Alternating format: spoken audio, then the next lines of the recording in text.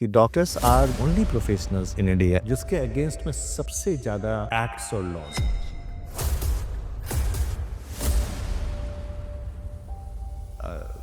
आज सोसाइटी में सबसे ज्यादा अगर जरूरत है किसी को तो अच्छे डॉक्टर्स की जरूरत है। A doctor has to undergo more than 44 types of acts. मतलब अगर कुछ भी इधर से उधर अगर होता है तो डॉक्टर इज इट सो मतलब डॉक्टर फंस सके। इतना रिस्की कितना risky. Sanjay Mishra, leader, visionary और एक ऐसी सोच जो डॉक्टर्स को सिर्फ लीगल सपोर्ट नहीं, एक पावरफुल प्रोटेक्शन सिस्टम देती है। कोर्ट रूम से लेकर हॉस्पिटल्स तक मेडिको लीगल रिस्क को कॉन्फिडेंस में बदलने वाला नाम। ये अहमदाबाद के एक हॉस्पिटल की घटना जहाँ पे आयुष्मान कार्ड के नाम पे बुलाया और आपकी किडनी निकाल दी, और वो आयुष्मान कार्ड किडनी नहीं निकाली, आयुष्मान कार्ड के नाम पे आपका इलाज कर दिया जबकि आप बीमार थे ही नहीं। तो ये तो चरम सीमा पर पहुंच गया, मतलब वो 5-5 लाख रुपए लेना और ये सब कुछ करना। गवर्नमेंट को अमूमन एक मेडिकल स्टूडेंट को तैयार करने में काफी पैसा खर्च करना पड़ता है। उसकी पढ़ाई लिखाई से लेकर वो जो सीखता है, तो इन सब क्रम में एक अच्छा खासा अमाउंट जो है गवर्नमेंट हर एक मेडिकल स्टूडेंट के पीछे खर्च करती है। मेडिकल स्टूडेंट्स के मैं मानता हूँ कि सबसे स्टूडियस उनपे पढ़ाई लिखाई करने वाले, सबसे ज्यादा मेहनत करने वाले, उनका एक ऐसा लाइफ होता है कि उनको पूरी उम्र अपने आप को अपडेट रखना पड़ता है। करेक्ट, सही बात। एक डेटा है, मतलब लगभग 50% डॉक्टर 60 घंटे से भी ज्यादा काम कर रहे हैं हफ्ते में। हर 3 में से एक डॉक्टर खुद ही डिप्रेशन का शिकार है। 17% सुसाइडल केस आ रहे हैं डॉक्टर्स के पास। 40-50% डॉक्टर तो ऐसे जो वर्क लाइफ बैलेंस नहीं मेंटेन कर पा रहे हैं। कितना रिस्की प्रोफेशन है डॉक्टर बनना ही, मतलब अपने आप में बड़ी बात है। बहुत बहुत बहुत सही। अभिषेक सर, इतना अच्छा और स्टडी करके आपने ये निकाला है, बहुत अच्छा, सैल्यूट है आपको। ये बिल्कुल सही बात है। Public at large must be knowing कि हिंदुस्तान में मेडिकल प्रोफेशन में रह के बहुत स्वस्थ रह पाना या बहुत रिस्क फ्री, या आप कह सकते हैं मेंटली बहुत फ्री रह पाना।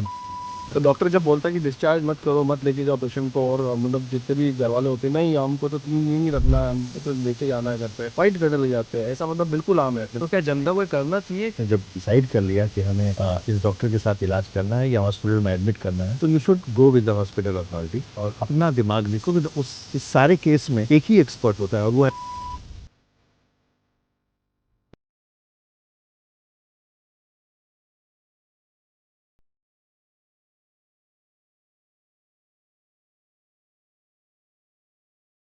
संजय जी, बहुत बहुत स्वागत है आपका thank you so much. The powerful human show के अंदर।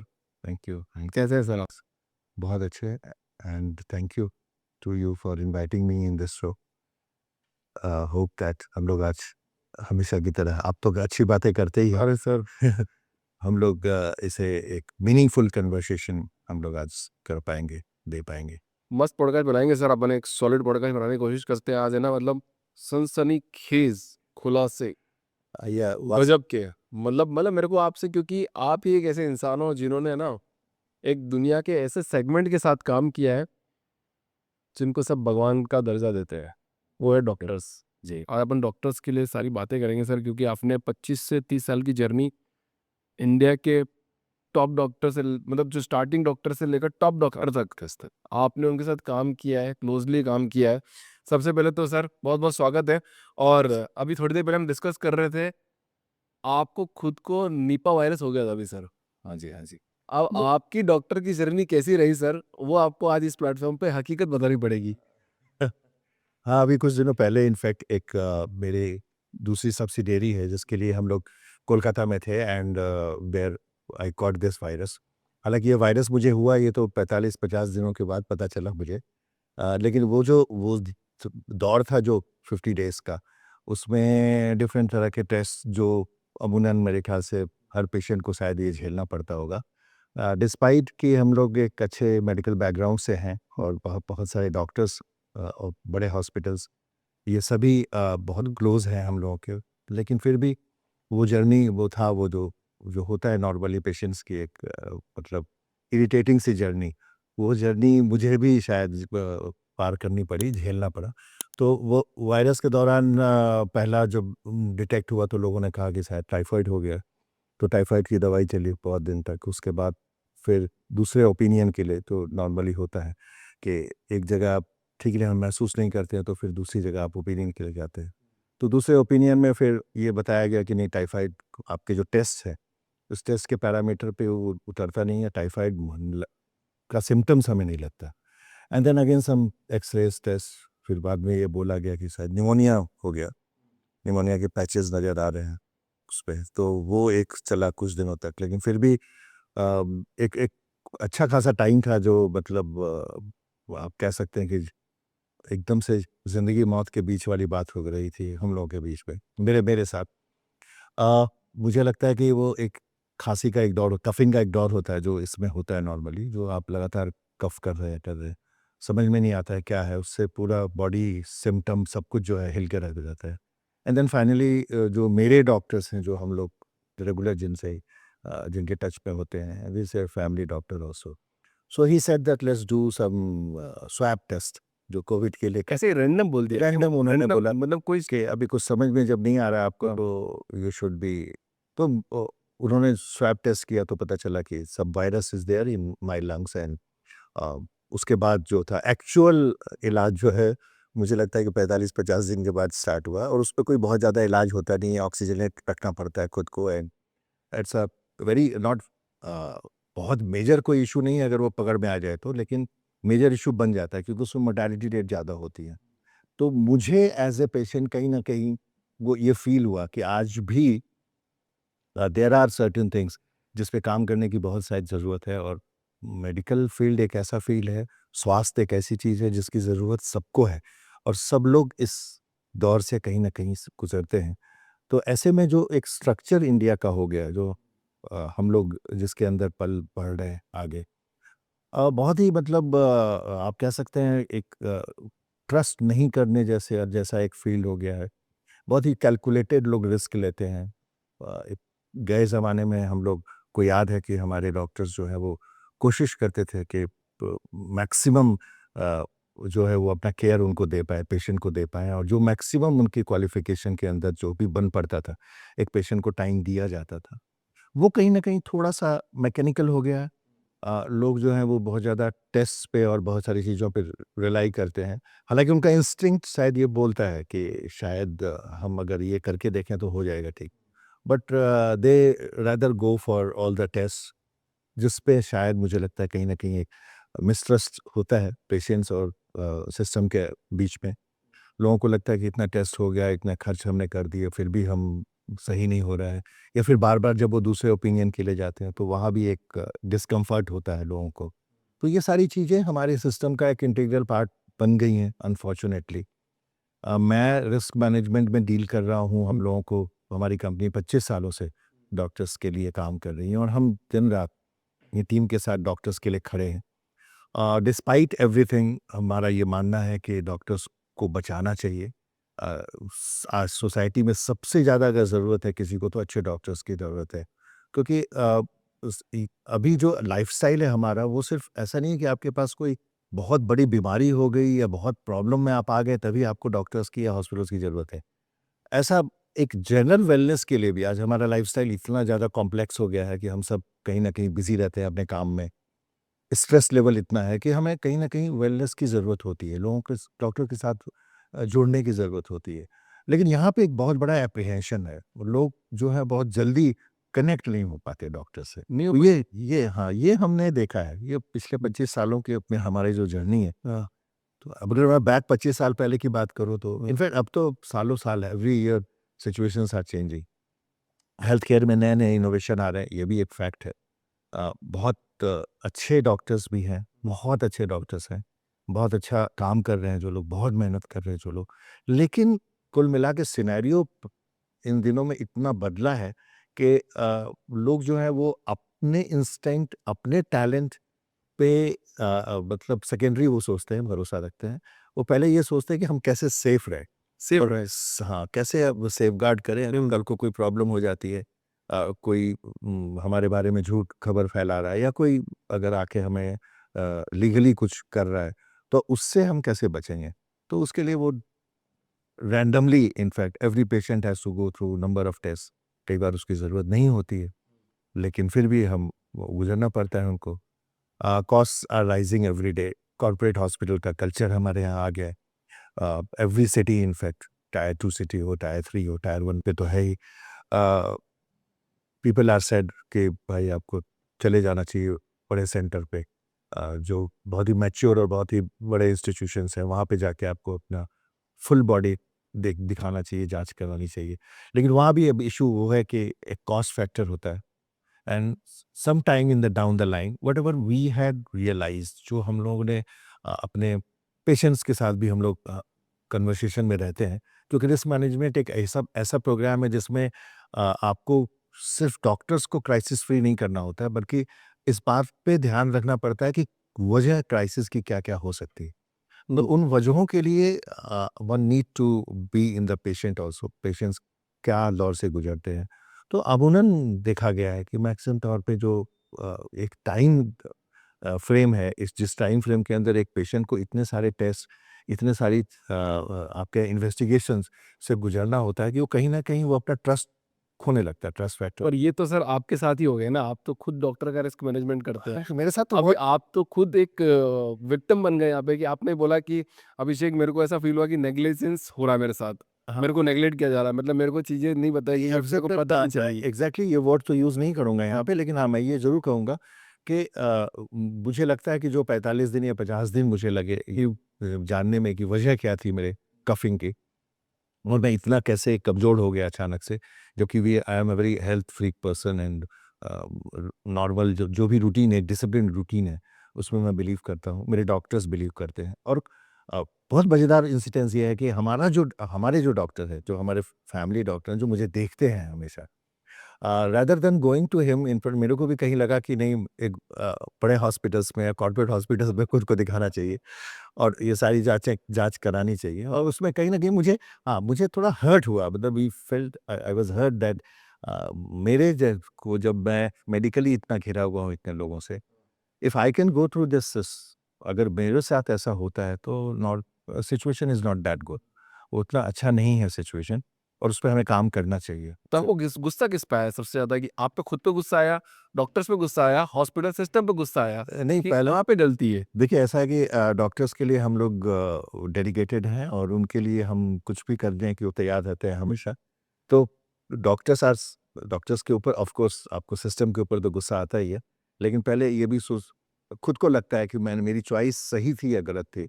मुझे मेरा जो खास डॉक्टर है जो मुझे जानता है, मैं, मेरे को उस पे बिलीव करना चाहिए था, या फिर rather than going to any big places. तो है, कॉम्प्लेक्स सिस्टम में मैं घिर गया एंड यस, प्रॉब्लम तो है सिस्टम में, कहीं न कहीं तो प्रॉब्लम है कि इतने दिनों के बाद भी मतलब आई थिंक 45-50 दिन के बाद मुझे पता चलता है कि एग्ज़ैक्टली मैं किस चीज़ से सफ़र कर रहा हूँ। तो 45-50 दिन बहुत बड़ा एक टाइम होता है। हाँ राइट। तो ठीक है, मैं लकीली आई सर्वाइव्ड दैट। मुझे मेरे फिजिशियन ने ये भी बोला कि इसमें मोर्टेलिटी रेट बहुत ज़्यादा होती है।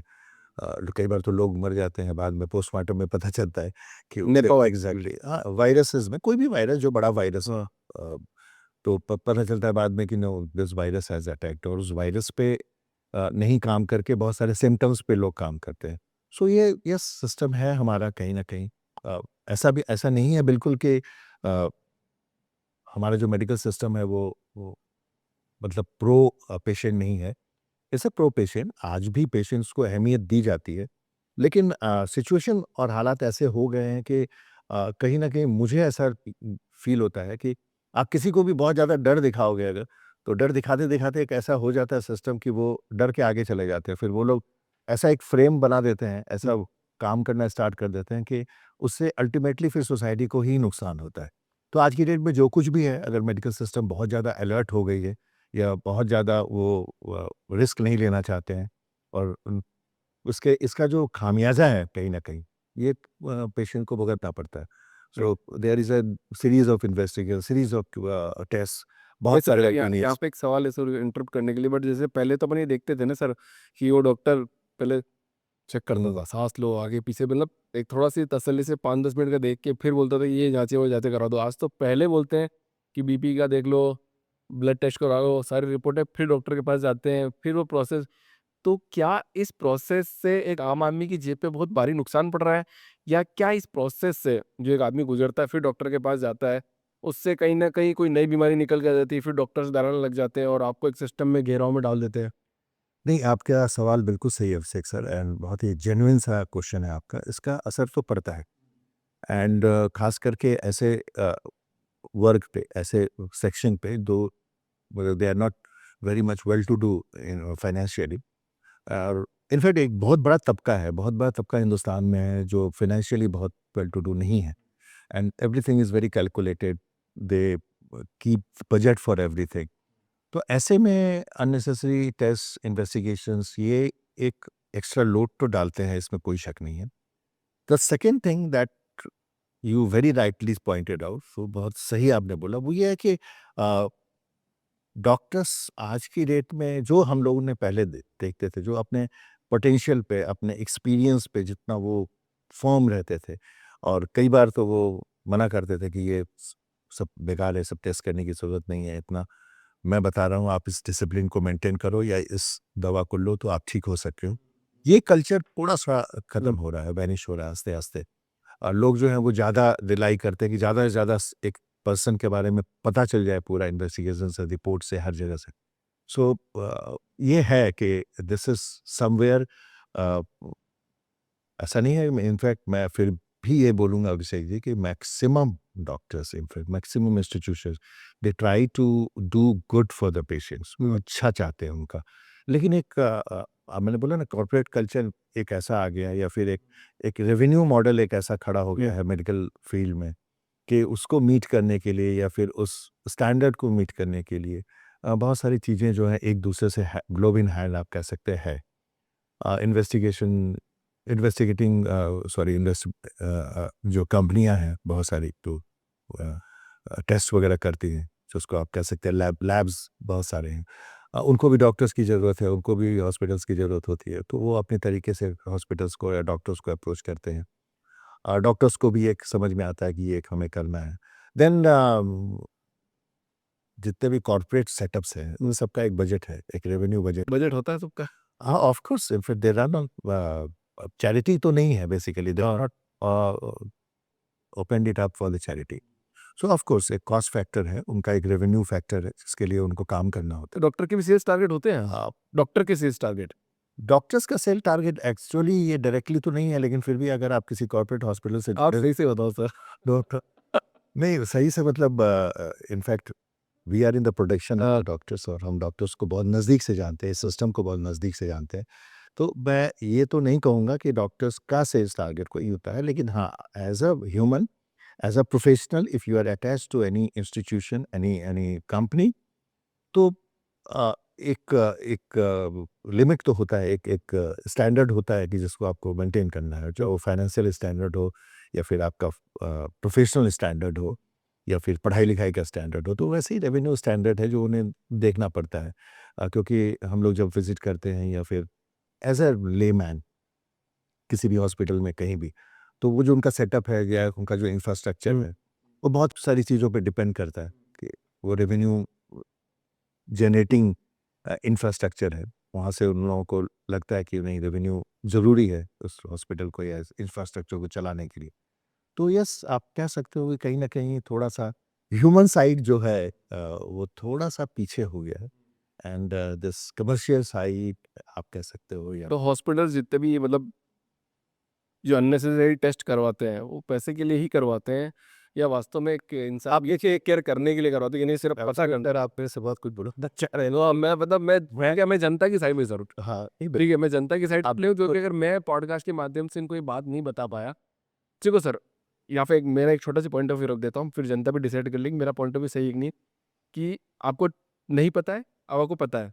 अगर आपको पता है तो आप अवेयर रहोगे कि यार मेरे को पता है ये चीज़ ऐसा होता है, तो जो डिसीजन लोगे आप सही डिसीजन ले सकते हो। तो मैं आपके माध्यम से जनता को यही बताना चाहता हूँ कि अगर हॉस्पिटल अननेसेसरी टेस्ट करवा रहे हैं कि यार तुम ये भी टेस्ट कर लो, क्योंकि मेरे साथ तो मेरा इंसिडेंट हुआ है, मैं मेरी वाइफ को मैं दिखाने ले गया सर, ब्लड टेस्ट से लेकर HIV टेस्ट तक सारे टेस्ट करवा लिए, कम से कम भी 60,000 रुपये लिए मुझसे।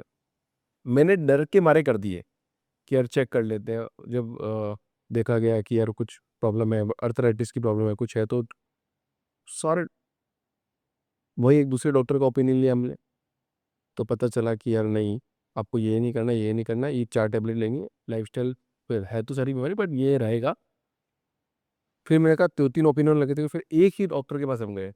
तो जो भी टेस्ट टेस्ट होते हैं वो पैसे के लिए ही करे जाते हैं। देखिए, मैं तो बिल्कुल डिफ़र करूँगा इस बात से। मैं हालाँकि डॉक्टर के साइड हूँ, इसके पीछे रीज़न ये है कि हम लोगों ने बहुत करीब से मेडिकल फ्रेटर्निटी को देखा है एंड मुझे ऐसा लगता है कि और लगता नहीं है बिल्कुल सच है ये, कि मेडिकल फ्रेटर्निटी एक ऐसा प्रोफ़ेशन है, ऐसा नोबल प्रोफ़ेशन है, जिसकी ज़रूरत मेरे ख़्याल से हर इंसान को है और हर इंसान का ये कर्तव्य बनता है कि उनके डिग्निटी को और उन्हें वो बचाएँ, प्रिज़र्व करें। बट इसका दूसरा एक फाइनेंशियल साइड भी है।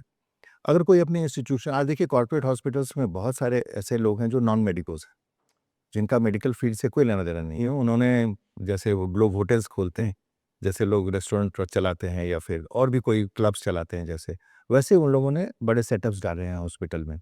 ये सोच के डाले हैं कि हमको यहाँ से इतना टारगेट है हमारा, इतना रेवेन्यू हम जनरेट करेंगे। वहाँ पे डॉक्टर्स जाते हैं, कई ऐसे डॉक्टर्स हैं जिनका अपना जो पढ़ के नया निकले हैं या फिर जो अच्छा करना चाहते हैं, एक्सपीरियंस के लिए ज़्यादा से ज़्यादा पेशेंट को पहुँचने के लिए लोग जॉइन करते हैं हॉस्पिटल्स को। वहाँ एक सेट उनको बताया जाता है कि ये हमारा रेवेन्यू टारगेट है या फिर ये हमारा इंफ्रास्ट्रक्चर कॉस्ट है, जिसको हमें ध्यान में रखना है। तो yes, I agree with you कि बहुत जगह पे इनफैक्ट बहुत सारे केसेस हमारे पास आए हैं, जिसमें एग्ज़ैक्ट यही बोला गया है जो आप बोल रहे हैं। एग्ज़ैक्ट यही बोला गया, इल्ज़ाम लगाया गया कि डॉक्टर ने ये टेस्ट अननेसेसरी किए हैं। Now the thing is that ये एक ऐसा फाइन लाइन है जहाँ पे आप डिसाइड नहीं कर सकते कि अननेसेसरी था या नेसेसरी था। होता क्या है कि जब आपका कोई भी अपना सगा या अपना प्रिय dear one of yours, he is not well, he is not keeping well, he is not doing well. So the first priority comes कि he should feel well, he should feel good और उसके लिए चाहे कुछ कुछ भी हो जाए, लोग कहते हैं चलो यार ठीक है, मुझे मेंटली सेफ होना है। तो ये जो मेंटली सेफ होना है, इसकी वजह से भी बहुत सारे लोग मतलब जो है वो हाँ में हाँ मिला लेते हैं डॉक्टर के यहाँ, ठीक है भाई भी टेस्ट कर लेते हैं, ये भी कर लेते हैं। ऑल्दो गट फीलिंग बहुत सच टाइम पे लोगों की बोलती है कि नहीं कहीं और प्रॉब्लम है, ये प्रॉब्लम नहीं है या फिर टेस्ट सारे नॉर्मल ही आएँगे। लेकिन फिर भी हाँ, ये एक सिस्टम का पार्ट हो गया। ये लोग लिख रहे हैं, ये लोग करते हैं। संजय सर, वैसे सब डॉक्टर्स को तो बोलते भगवान है, ठीक है, और आप तो 25 सालों से भगवान के साथ ही हो। तो आपको तो सर दिमाग में फ़ील आता होगा ना कि मेरे को तो कुछ नहीं हो सकता, मैं तो भगवान के साथ ही रहता हूँ हमेशा। ऐसा पहले बात तो फ़ील आया कभी आपको? हाँ, मेंटली मेंटली मतलब थोड़ा एक सिक्योरिटी तो आती ही है कि आप चारों तरफ से डॉक्टर्स के साथ घिरे हुए हो और बहुत सारे हॉस्पिटल्स डॉक्टर्स को जानते हो। तो if there is something wrong, अगर कुछ रॉन्ग होता है हमारे साथ या हमारे परिजनों के साथ या फैमिली मेंबर्स के साथ, तो at least we have that support system everywhere in every city. वो एक सिक्योरिटी आती है।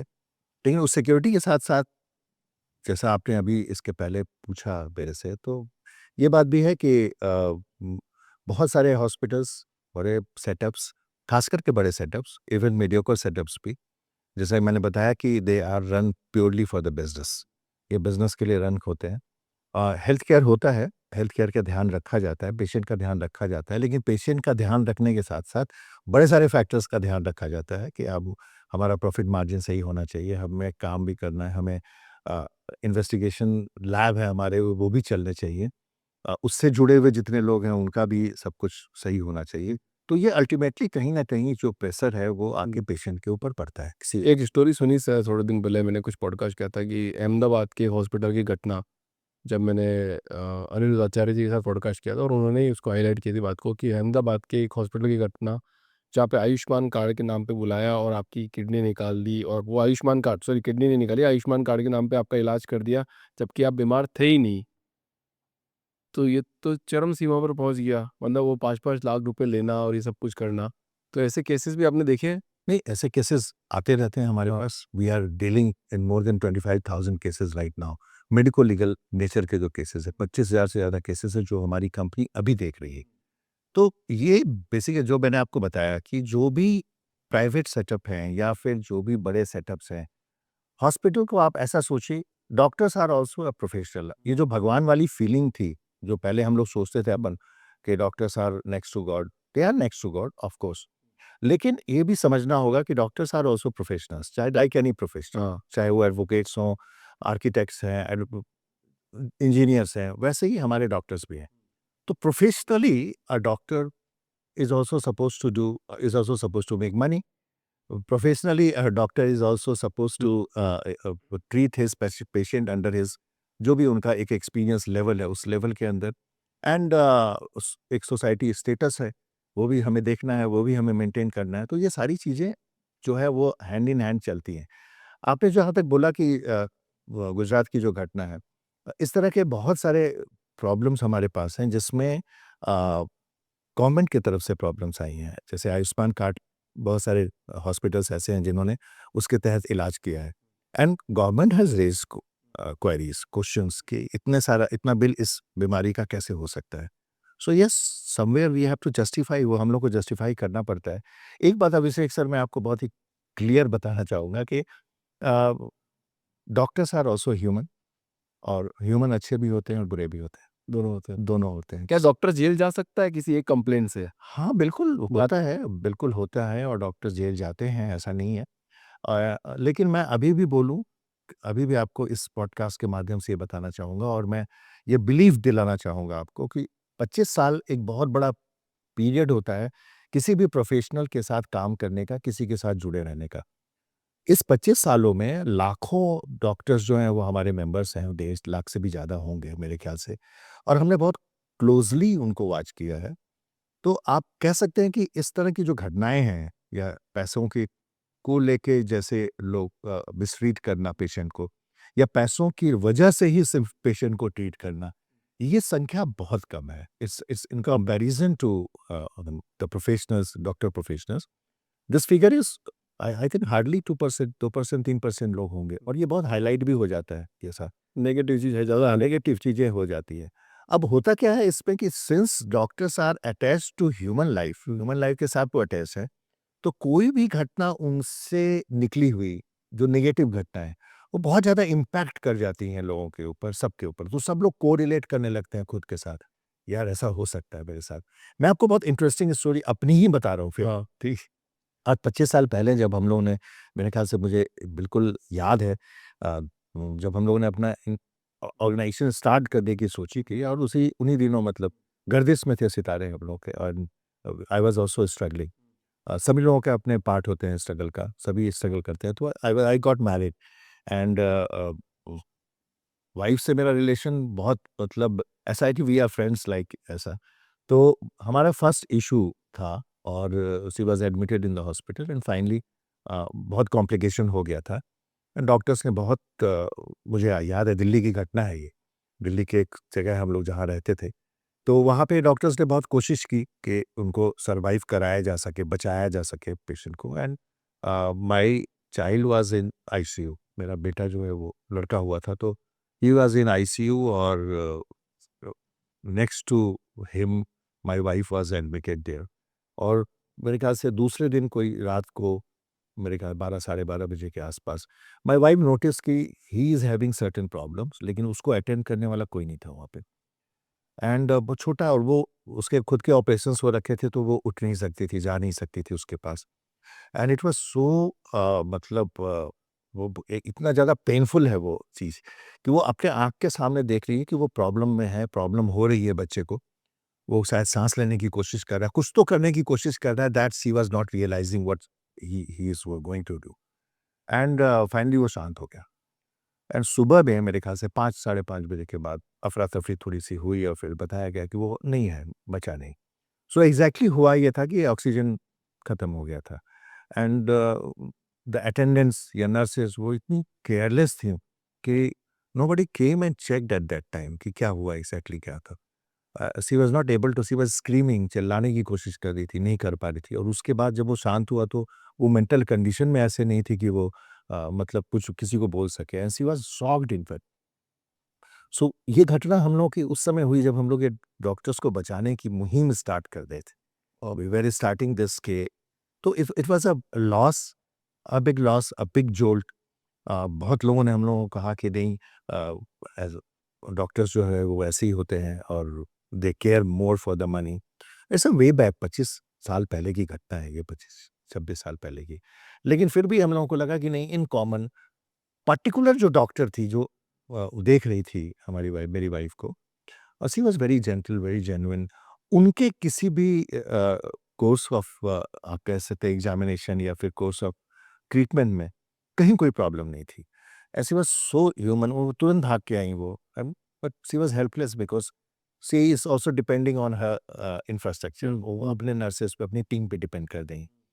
तो ये बहुत ज़रूरी होता है। एक बार हम लोग डॉक्टर के एंगल से बहुत कुछ देख लेते हैं, लेकिन कई बार ऐसा होता है कि डॉक्टर्स शायद इन्वॉल्व ही नहीं होते हैं उसमें, और ये जो मिसट्रीटमेंट है या फिर इस तरह का मिसजजमेंट है या बहुत सारी चीज़ें जो हैं उनके स्टाफ कर जाते हैं या उनकी टीम किससे हो जाती है ये बात है। लेकिन ultimately that goes on the doctor. Doctor पे ही जाता वो। या अल्टीमेटली या इट्स तभी जैसे गोरखपुर हॉस्पिटल में भी यही सेम घटना घटी थी। सेम घटना घटी थी वहाँ भी।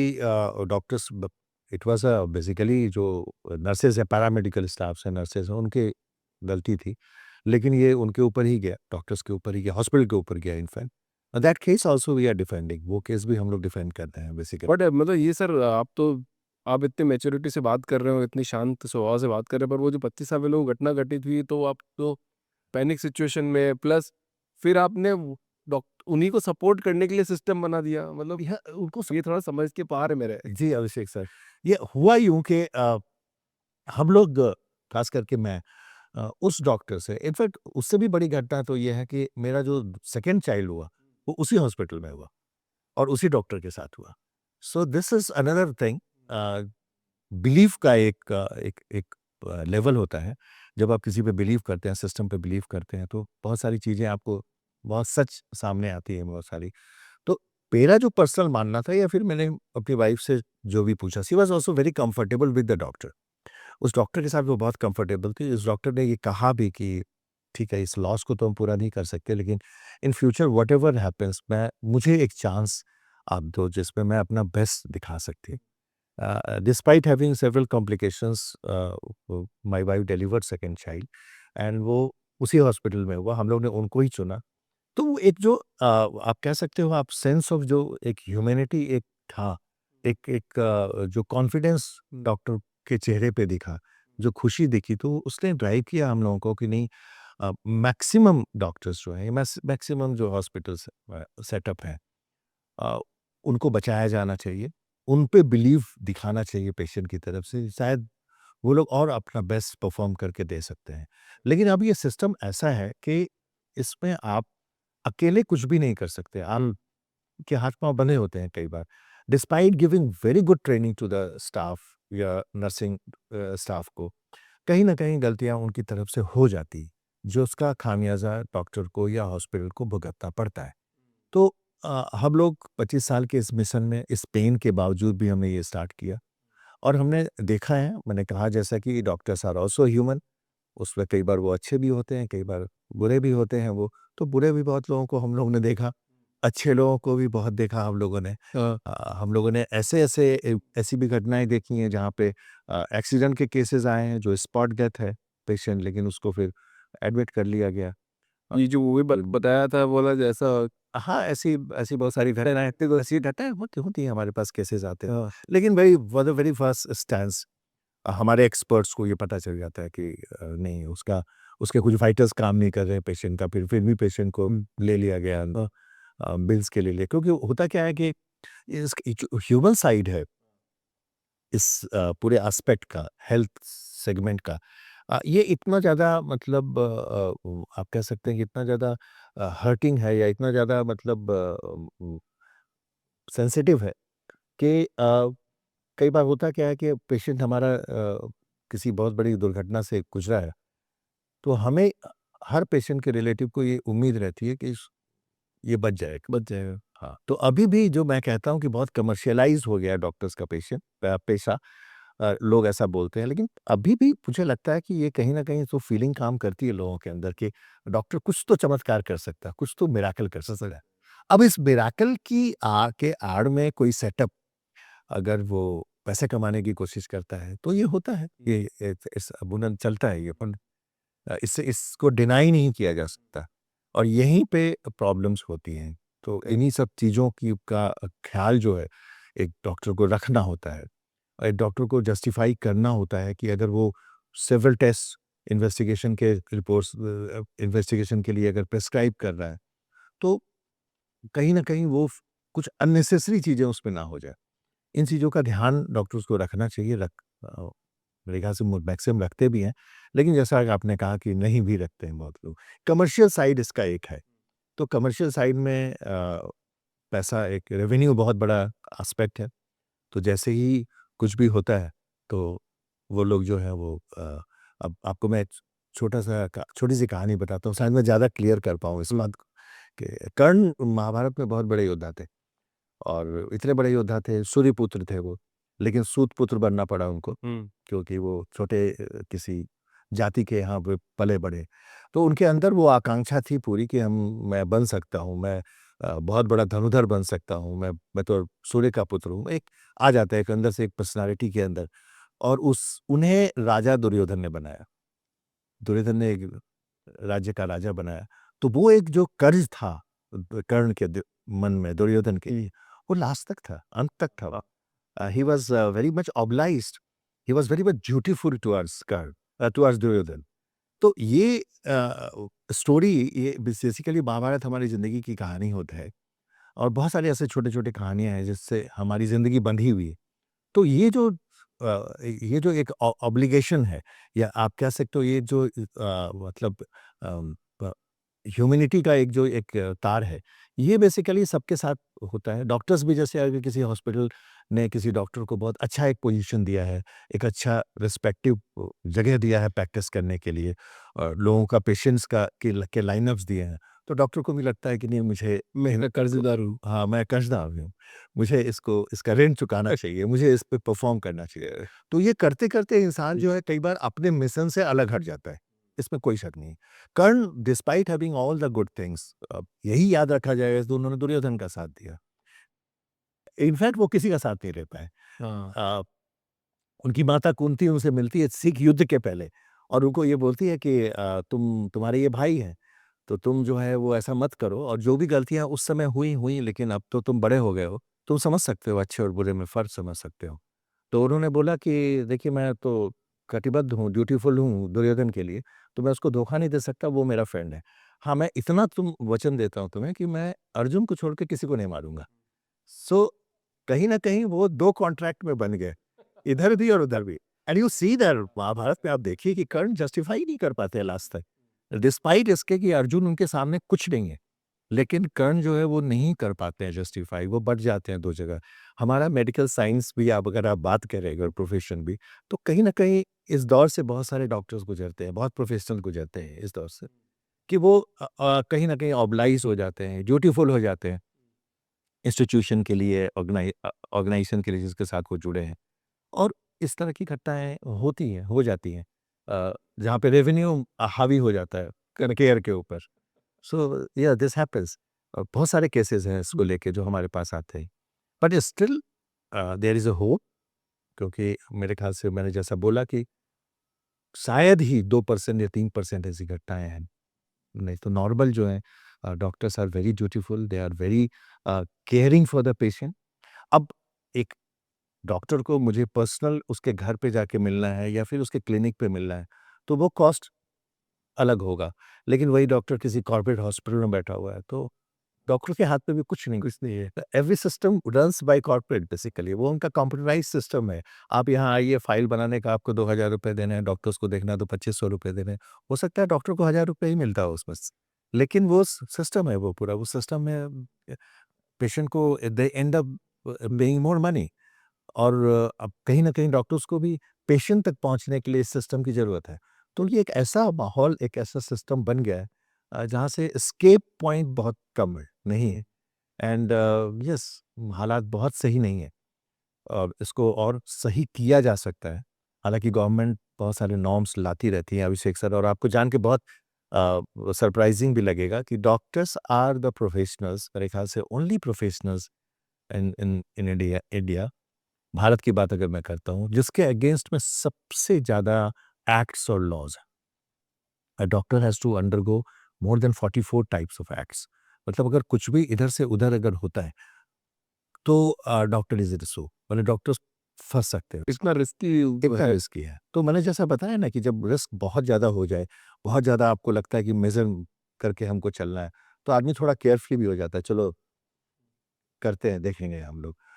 दूसरी बात ये है, दूसरा साइड पहलू इसका ये है कि हमारे पेशेंट को सिर्फ इसलिए भी करना पड़ता है क्योंकि पेशेंट को मालूमात नहीं है, दे डोंट नो एग्जैक्टली कि अगर हमारे साथ कुछ ऐसा हुआ है, अगर कुछ कोई प्रॉब्लम अगर हुई है, तो मुझे एग्जैक्टली किसको अप्रोच करना चाहिए, कहाँ जाना चाहिए। आजकल इनफैक्ट मेडिकल बॉडी है, अब तो एनएमसी हो गई है, तो एक पेशेंट को अगर डॉक्टर से शिकायत है, तो एनएमसी ये कहती है कि आप सीधा हमारी बॉडी को अप्रोच करो। एमएलसी एनएमसी, हाँ, नेशनल मेडिकल काउंसिल। अच्छा, तो वो लोग ये कहते हैं पेशेंट को कि आप हमें अप्रोच करो, देयर इज नो प्रॉब्लम। कोई भी डॉक्टर, क्योंकि एनएमसी ही बताता है कि आप डॉक्टर है। आप डॉक्टर क्यों हैं? क्योंकि आपके पास रजिस्ट्रेशन है, करेक्ट, मेडिकल रजिस्ट्रेशन है, आपने पढ़ाई की है और उसके बाद उसको देख के बॉडी जो है उसने आपको रजिस्ट्रेशन नंबर दिया कि आप प्रैक्टिस कर सकते हैं। अगर वो रजिस्ट्रेशन नंबर आपसे ले ले तो आप लेमैन हो जाएंगे, आप फ्रॉडस्टर हो जाएंगे, हाँ। आप डॉक्टर रहेंगे नहीं। करेक्ट। तो ये बहुत बड़ी अथॉरिटी है एनएमसी के पास, लेकिन पब्लिक को एट लार्ज पता नहीं है। जो लोग अवेयर लोग हैं वो लोग शिकायत करते हैं। एनएमसी में अभी भी प्रॉब्लम्स बहुत कम आती हैं। बहुत तरह की प्रॉब्लम्स ऐसी होती हैं जहाँ तोड़-फोड़ लोग मचा देते हैं, वो मतलब पुलिस के पास चले जाते हैं। तो बहुत ऐसा सिस्टम है जिसको अभी अवेयरनेस लाने की ज़रूरत है। तो मतलब लोगों को पुलिस के पास नहीं जाना है डॉक्टर के केस में? डॉक्टर के केस में पुलिस के पास, police is the basically the last resort. Police case करके बहुत ज़्यादा भला ना तो पेशेंट का हो सकता है, डॉक्टर का तो बुरा ही होता है खैर, हाँ। लेकिन पेशेंट का बहुत ज़्यादा भला नहीं होता है। पेशेंट का लॉस अगर हुआ है, तो देखिए 2 तरह से लोग जो है वो कंपनसेशन चाहते हैं। एक तो मेंटल हैप्पीनेस चाहते हैं, वो चाहते हैं कि डॉक्टर को भी इस प्रॉब्लम से गुज़रना पड़े या डॉक्टर के साथ भी इतना ही बुरा हो जितना बुरा मेरे साथ हुआ है। एंड सेकेंडरी वो चाहते हैं कि इसको हमको कंपनसेशन मिले, इसका हमको कुछ मुआवज़ा मिले। तो ये 2 चीज़ें 2 अलग चीज़ें हैं बिल्कुल हमारी लॉ में। अगर आपको मुआवज़ा चाहिए तो उसके लिए डिफरेंट सिस्टम है जहाँ आपको अप्रोच करना है। और अगर किसी को सज़ा दिलानी है, तो वो अलग सिस्टम है, फिर अलग हँसते रहो। जहाँ आपको जाना है। एंड ये इतना कॉम्प्लेक्स है सिस्टम कि एक पेशेंट के लिए प्रूफ कर पाना, जैसे अगर मैंने अभिषेक सर आपके ऊपर इल्ज़ाम लगाया कि आपने ऐसा किया है, तो हमारा लॉ ये कहता है कि आप प्रूफ करिए उसको कि अभिषेक सर ने ऐसा किया है। तो हमेशा इल्ज़ाम लगाने वाले के ऊपर ये क्वेश्चन मार्क ये रहता है हमेशा कि उन्हें प्रूफ करना होता है। और आप समझ सकते हैं कि किसी भी स्पेशलाइज़्ड प्रोफ़ेशनल के अगेंस्ट एक लेमैन बहुत कुछ नहीं प्रूफ कर सकता। करेक्ट। तो ये एक फैक्टर है, ये भी साथ में चलता है। गवर्नमेंट बहुत ज़्यादा लिबरल है पेशेंट्स को लेके, ऐसा नहीं है। अच्छी बातें भी बहुत हो रही हैं। डॉक्टर्स ने अभी तो पेशेंट को ये अलाउ कर दिया है कि आप कहीं से भी, आप सपोज़ करिए आज मैं बैंगलोर आया हूँ मुंबई से और मुझे बैंगलोर में कोई प्रॉब्लम हो गई है, मैं किसी मेडिकल डॉक्टर से दिखाया हूँ और मुझे प्रॉब्लम हो गई है, तो मैं उस डॉक्टर के अगेंस्ट से मुंबई जाके केस कर सकता हूँ। कर उधर जाके। वो भी है, दैट इज़ ऑल्सो देयर। लेकिन अनफॉर्च्यूनेटली आप कह सकते हैं कि इन सब चीज़ों का की मालूमात बहुत हद लेवल, बहुत एक बड़े लेवल तक पेशेंट्स के पास नहीं है, जिसके लिए भी पेशेंट को बहुत कुछ सफ़र करना पड़ता है।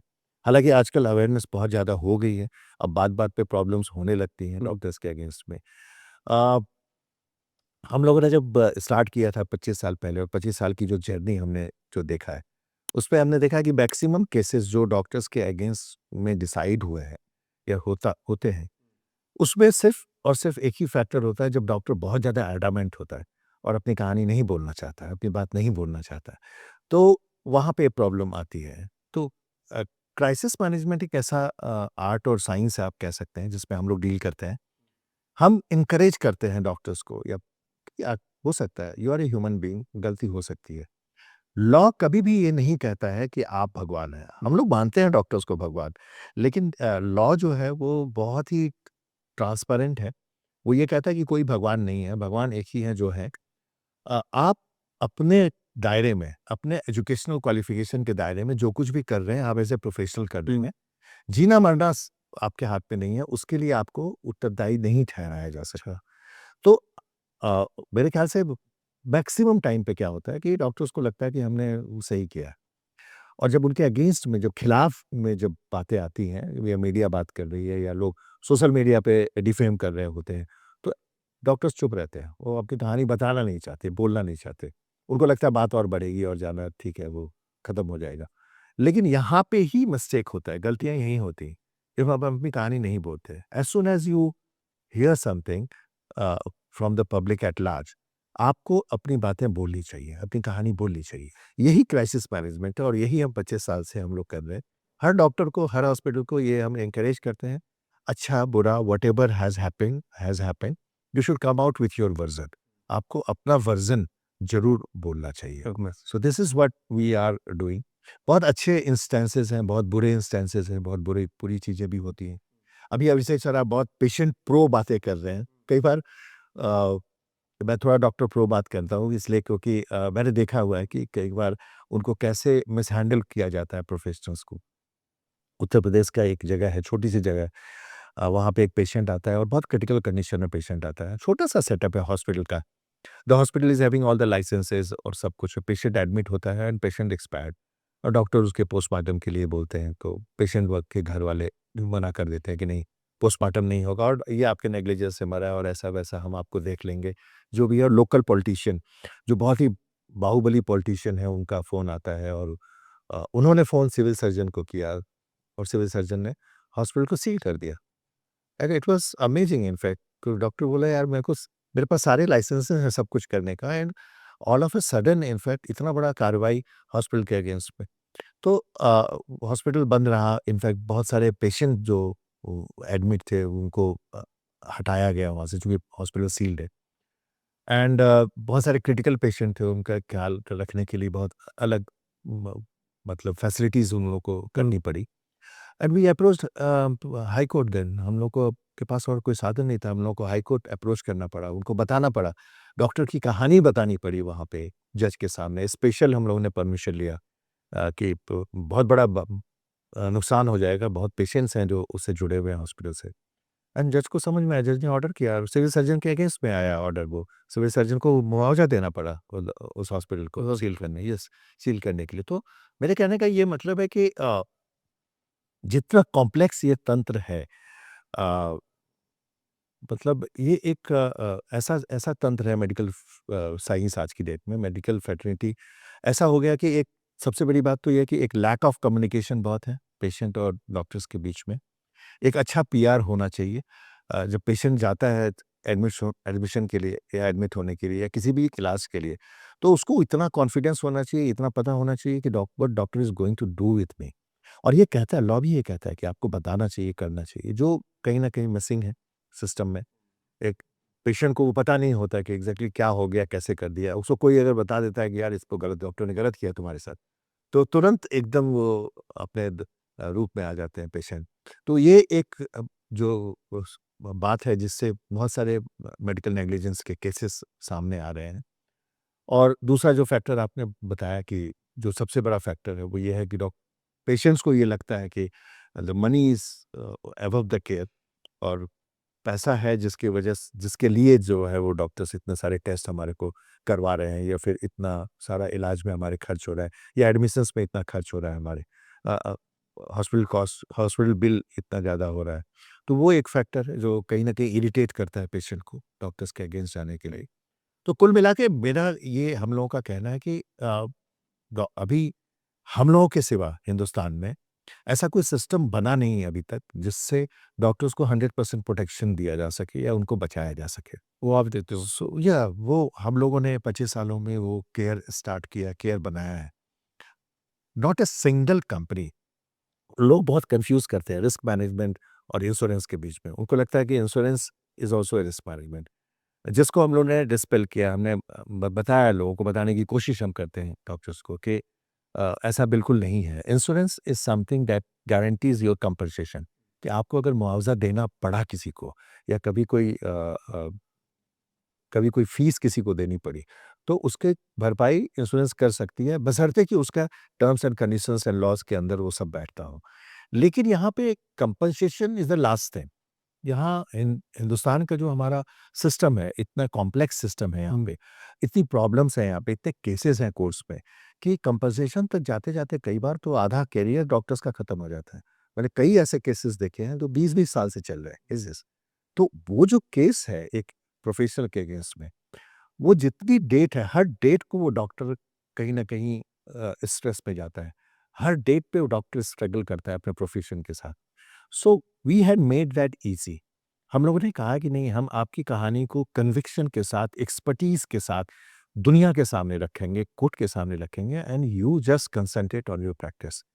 हमने 99.9% है हमारा विनिंग रेशियो। हमने जिस भी डॉक्टर्स के केस को लिया है, उसपे 99.9%, इसीलिए इतने कन्विक्शन के साथ अभिषेक सर मैं बोल रहा हूँ कि अभी भी होप है, क्योंकि मेडिकल फ्रेटर्निटी अभी भी 90% से ऊपर, मैंने कहा सर हम उन 2-3% को हम अगर छोड़ दें, या फिर 3-4% और जो हॉस्पिटल सेटअप्स हैं, या नॉन मेडिकोस जो हॉस्पिटल सेटअप चला रहे हैं, हम उनको छोड़ दें, तो अभी भी doctors are concerned about the patients welfare.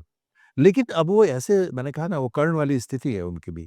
तो वो ऐसे जाल में, ऐसी जगह वो हैं कि जहाँ पे बहुत कुछ उनको सोचना पड़ता है। एक डॉक्टर जो होते हैं 5 साल पढ़ने के बाद जब बाहर निकलता है, और फिर उसके बाद अगर आपने गवर्नमेंट मेडिकल कॉलेज से पढ़ाई की है, तो आपको गवर्नमेंट का ऋण भी चुकाना है, क्योंकि गवर्नमेंट आपको रूरल पोस्टिंग देगी, रूरल जगह पे जाके आपको प्रैक्टिस करनी है। उसके बाद फिर आप जब फ्री होते हैं, या फिर आप चुनते हैं कि नहीं आपको प्राइवेट प्रैक्टिस करनी है, तो you have to give compensation to the government. Government को पैसे देने होते हैं, then only you can choose कि आप आपकी प्राइवेट प्रैक्टिस स्टार्ट करें। तो संजय सर, अभी आप बात कर रहे थे ना कि गवर्नमेंट से अगर कोई पढ़ाई करता है, देन वो जब बाहर निकलता है तो उसको कंपनसेशन देना पड़ता है। ये बात मुझे पता नहीं है। हाँ, जो गवर्नमेंट कोटा बंदे, जैसे आपने नीट की तैयारी की है और नीट क्लियर करके आपको कोई गवर्नमेंट कॉलेज मिलता है, तो वहाँ पे जब आप पढ़ाई पूरी करते हैं, तो एक गवर्नमेंट को अमूमन एक मेडिकल स्टूडेंट को तैयार करने में काफ़ी पैसा खर्च करना पड़ता है। उसकी पढ़ाई लिखाई से लेकर वो जो सीखता है, वो जो अपने प्रैक्टिकल क्लासेस करता है, प्लस वो उसको ड्यूटीज़ दी जाती है, जैसे हॉस्पिटल्स वगैरह में केयर के लिए।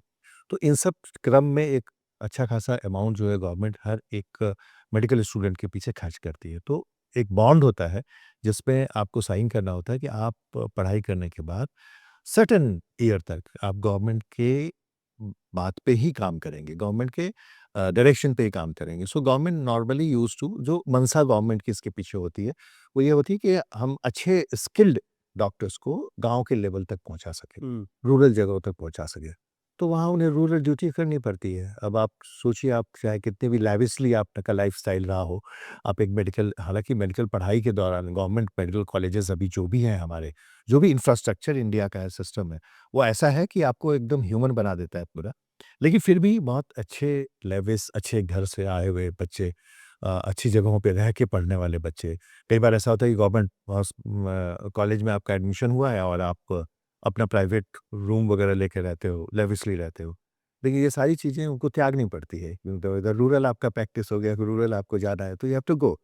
एंड अदर अगर अगर आप सोचते हो कि नहीं, आपको अपने, कई बार ऐसा होता है कि उनके फादर्स का या अपना हॉस्पिटल होता है या अपना सेटअप होता है, और आप चुनते हैं कि नहीं मुझे प्राइवेट प्रैक्टिस करनी है या हॉस्पिटल प्रैक्टिस ही करनी है, तो ऐसे में फिर गवर्नमेंट को आपको पैसे लौटाने पड़ते कितना कंपनसेट करना पड़ता है, कुछ हैं। आइडिया? मैं एग्जैक्टली मुझे अमाउंट याद नहीं है, लेकिन but it is more than 10-15 lakh, I think 50 lakh और तक है। क्या ये सब बच्चों को पता होगा जो नीट का प्रिपरेशन करते हैं? मुझे लगता है कि बहुत सारे बच्चों को पता होता है, बहुत को नहीं पता होता है? पता होता है बहुत लोगों को।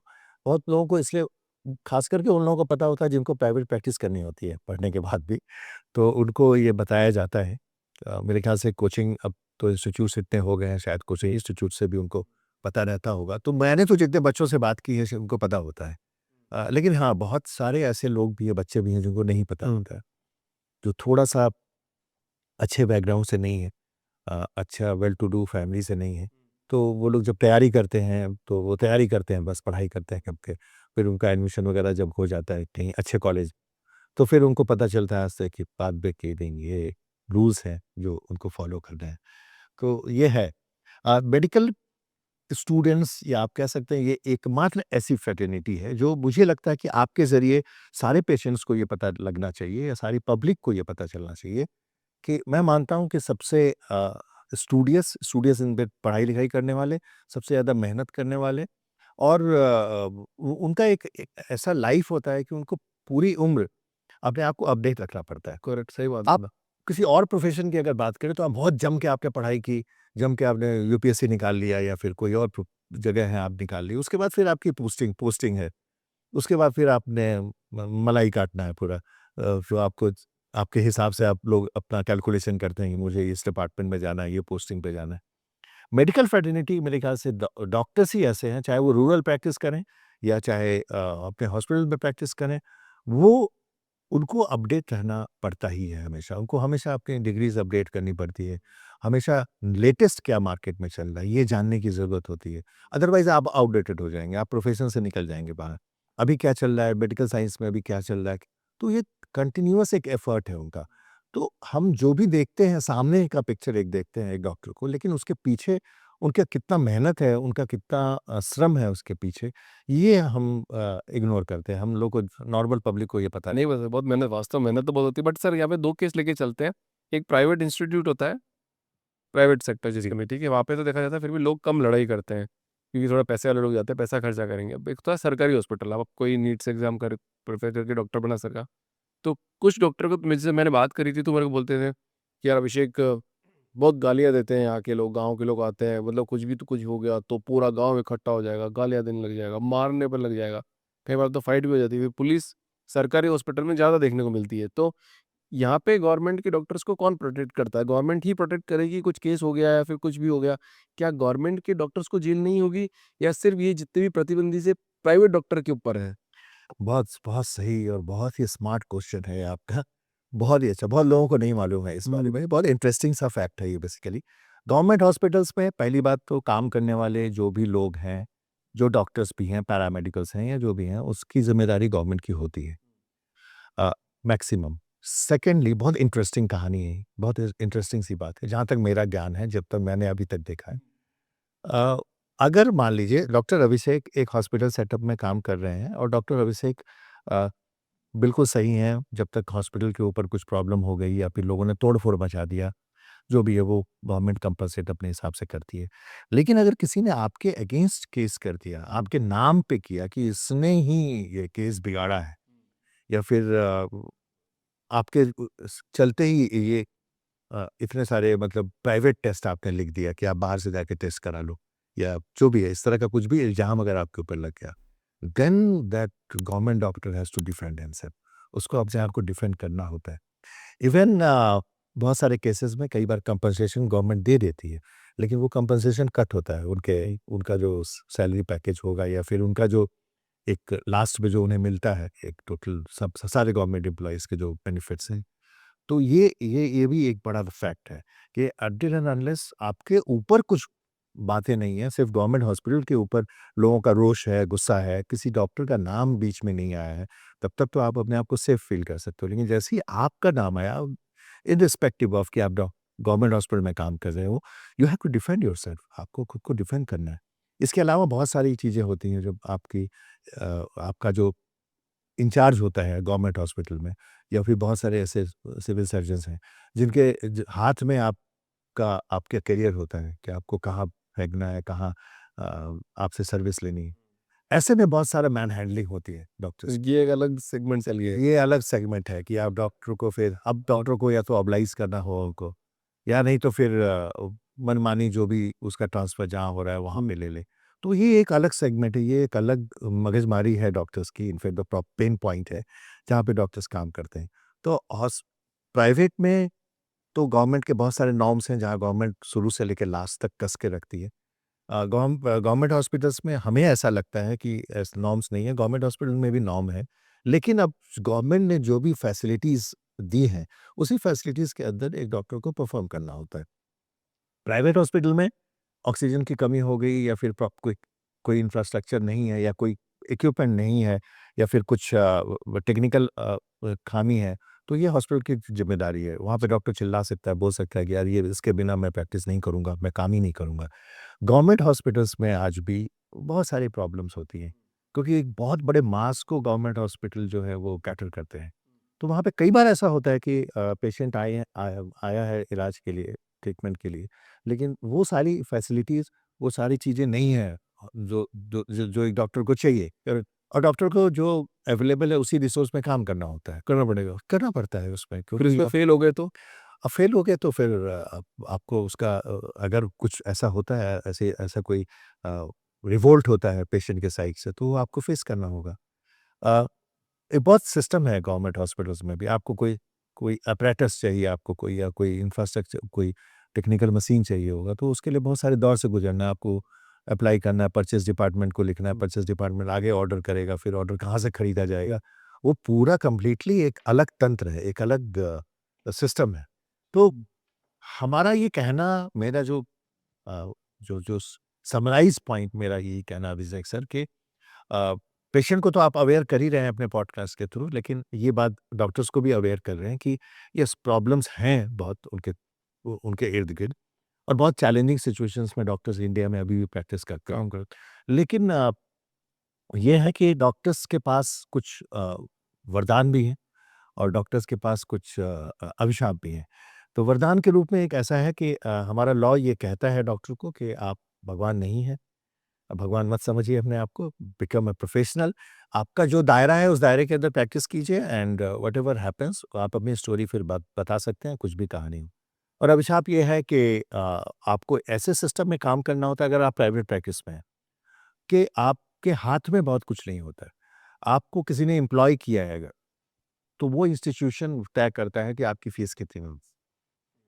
वहाँ आप चाह के भी आप कुछ नहीं बोल पाते। आपको लगता है कि आपको ये पैसा ही दिया जाएगा, और आपके नाम पे, अभिषेक सर के नाम पे बहुत सारे पैसा ओपीडी में या बाहर रिसेप्शन पे लिया जा रहा है, आपको पता है।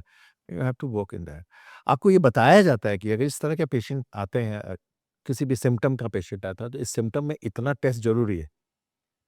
आपको पता होता है कि वो ज़रूरी नहीं है, लेकिन फिर भी वो आपको लिखना है, आपको करना है, क्योंकि उसको उस डिपार्टमेंट को भी देखना है। तो ये सारी चीज़ें हैं जो चल रही हैं। अब एक सिंपल सा मेरे साथ जो इंसिडेंस हुआ, एक स्वैब टेस्ट से ये पता चला कि I am attacked by some virus, और जिसे पता करने में 50 दिन लगे। एक सिंपल सा स्वैब टेस्ट है, और उसके पहले के जितने एस्टेब्लिशमेंट में जहाँ हमने कॉन्टैक्ट किया या जिनसे बात करी, मेरा सब कुछ हो गया, सारा रिपोर्ट हो गया, ब्लड टेस्ट हो गया, सीटी स्कैन हो गया, हमारे एक्स-रेज़ हो गए, मतलब जितने तरह के टेस्ट हो सकते हैं, वो सारे टेस्ट हो गए, जिसमें से मुझे नहीं लगता कि कुछ पता चला, कुछ हुआ। एक सिंपल सा स्वैब टेस्ट है जिससे ये पता लग गया कि हाँ, आपको ये वायरस है जिसकी वज़ह से प्रॉब्लम हो रही है, और ये आपको करना चाहिए। तो ये एक माइनस पॉइंट आप जिसको कह सकते हैं, या हमारे समाज का, हमारे मेडिकल फ्रेटर्निटी को लेके जो हमारी कंट्रीज़ में इतनी सारी बातें हो रही हैं, उसका एक है, एक एक एक पहलू ये भी है कि इंडस्ट्री का रूप जब भी कोई लेता है, तो इंडस्ट्री बनाने के पीछे जितने तरह के प्रॉब्लम्स हो सकती हैं, इंडस्ट्री का जो भी आप कह सकते हैं माइनस पॉइंट्स हैं, वो डॉक्टर्स को झेलना पड़ता है, डॉक्टर्स के थ्रू हो, क्योंकि कोई भी हॉस्पिटल, कोई भी सेटअप बिना डॉक्टर्स के नहीं चलेगा। नहीं चलेगा। So doctors has to be the part and parcel of that system. अब डॉक्टर कितना भी ये कह ले कि मैं इस इन्वेस्टिगेशन का, ये इस सॉरी इस इतने सारे जो सीरीज ऑफ टेस्ट हमने पेशेंट को लिखा, या इतना सीरीज ऑफ हमने काम जो पेशेंट से करवाया या सेकंड ओपिनियन करवाया, ये बेसिकली मैंने खुद से कराया, ये बेसिकली मानने योग्य बात नहीं है। ये एक पैटर्न्स है, एक सिस्टम है जो हर हॉस्पिटल को और डॉक्टर्स को फॉलो करना होता है। करेक्ट। जब आप ना सर ये बोलते हो कि मतलब डॉक्टर के ऊपर केस हो सकता है, चीज़ें हो सकती है, तो एक क्वेश्चन यहाँ पे ये आता है जो सब पूछ सकते हैं कि यार कौन कंसेंट फॉर्म साइन कराया जाता है? जब भी आप किसी हॉस्पिटल में जाओगे तो बोलेंगे कि यार ये आपकी आपने आपने ऐसे-ऐसे देखा है, ये हमारी ज़िम्मेदारी नहीं है। वो फॉर्म साइन करने के बावजूद भी कोई पेशेंट केस कर सकता है कि सर आपने नेग्लिजेंस में इसको केस को देखा नहीं, या फिर हमने गलत प्रिस्क्रिप्शन वो क्या बोलते हैं उसको, प्रिस्क्रिप्शन आपने गलत मेरे को डाल दिया, चीज़ें डाल दी। बिल्कुल सर। तो इस केस में क्या होगा सर? अभिषेक सर, मैंने आपको जैसे ही बताया कि हिंदुस्तान प्रो डेमोक्रेटिक कंट्री है, जिसमें डेमोक्रेसी को आगे रखा जाता है।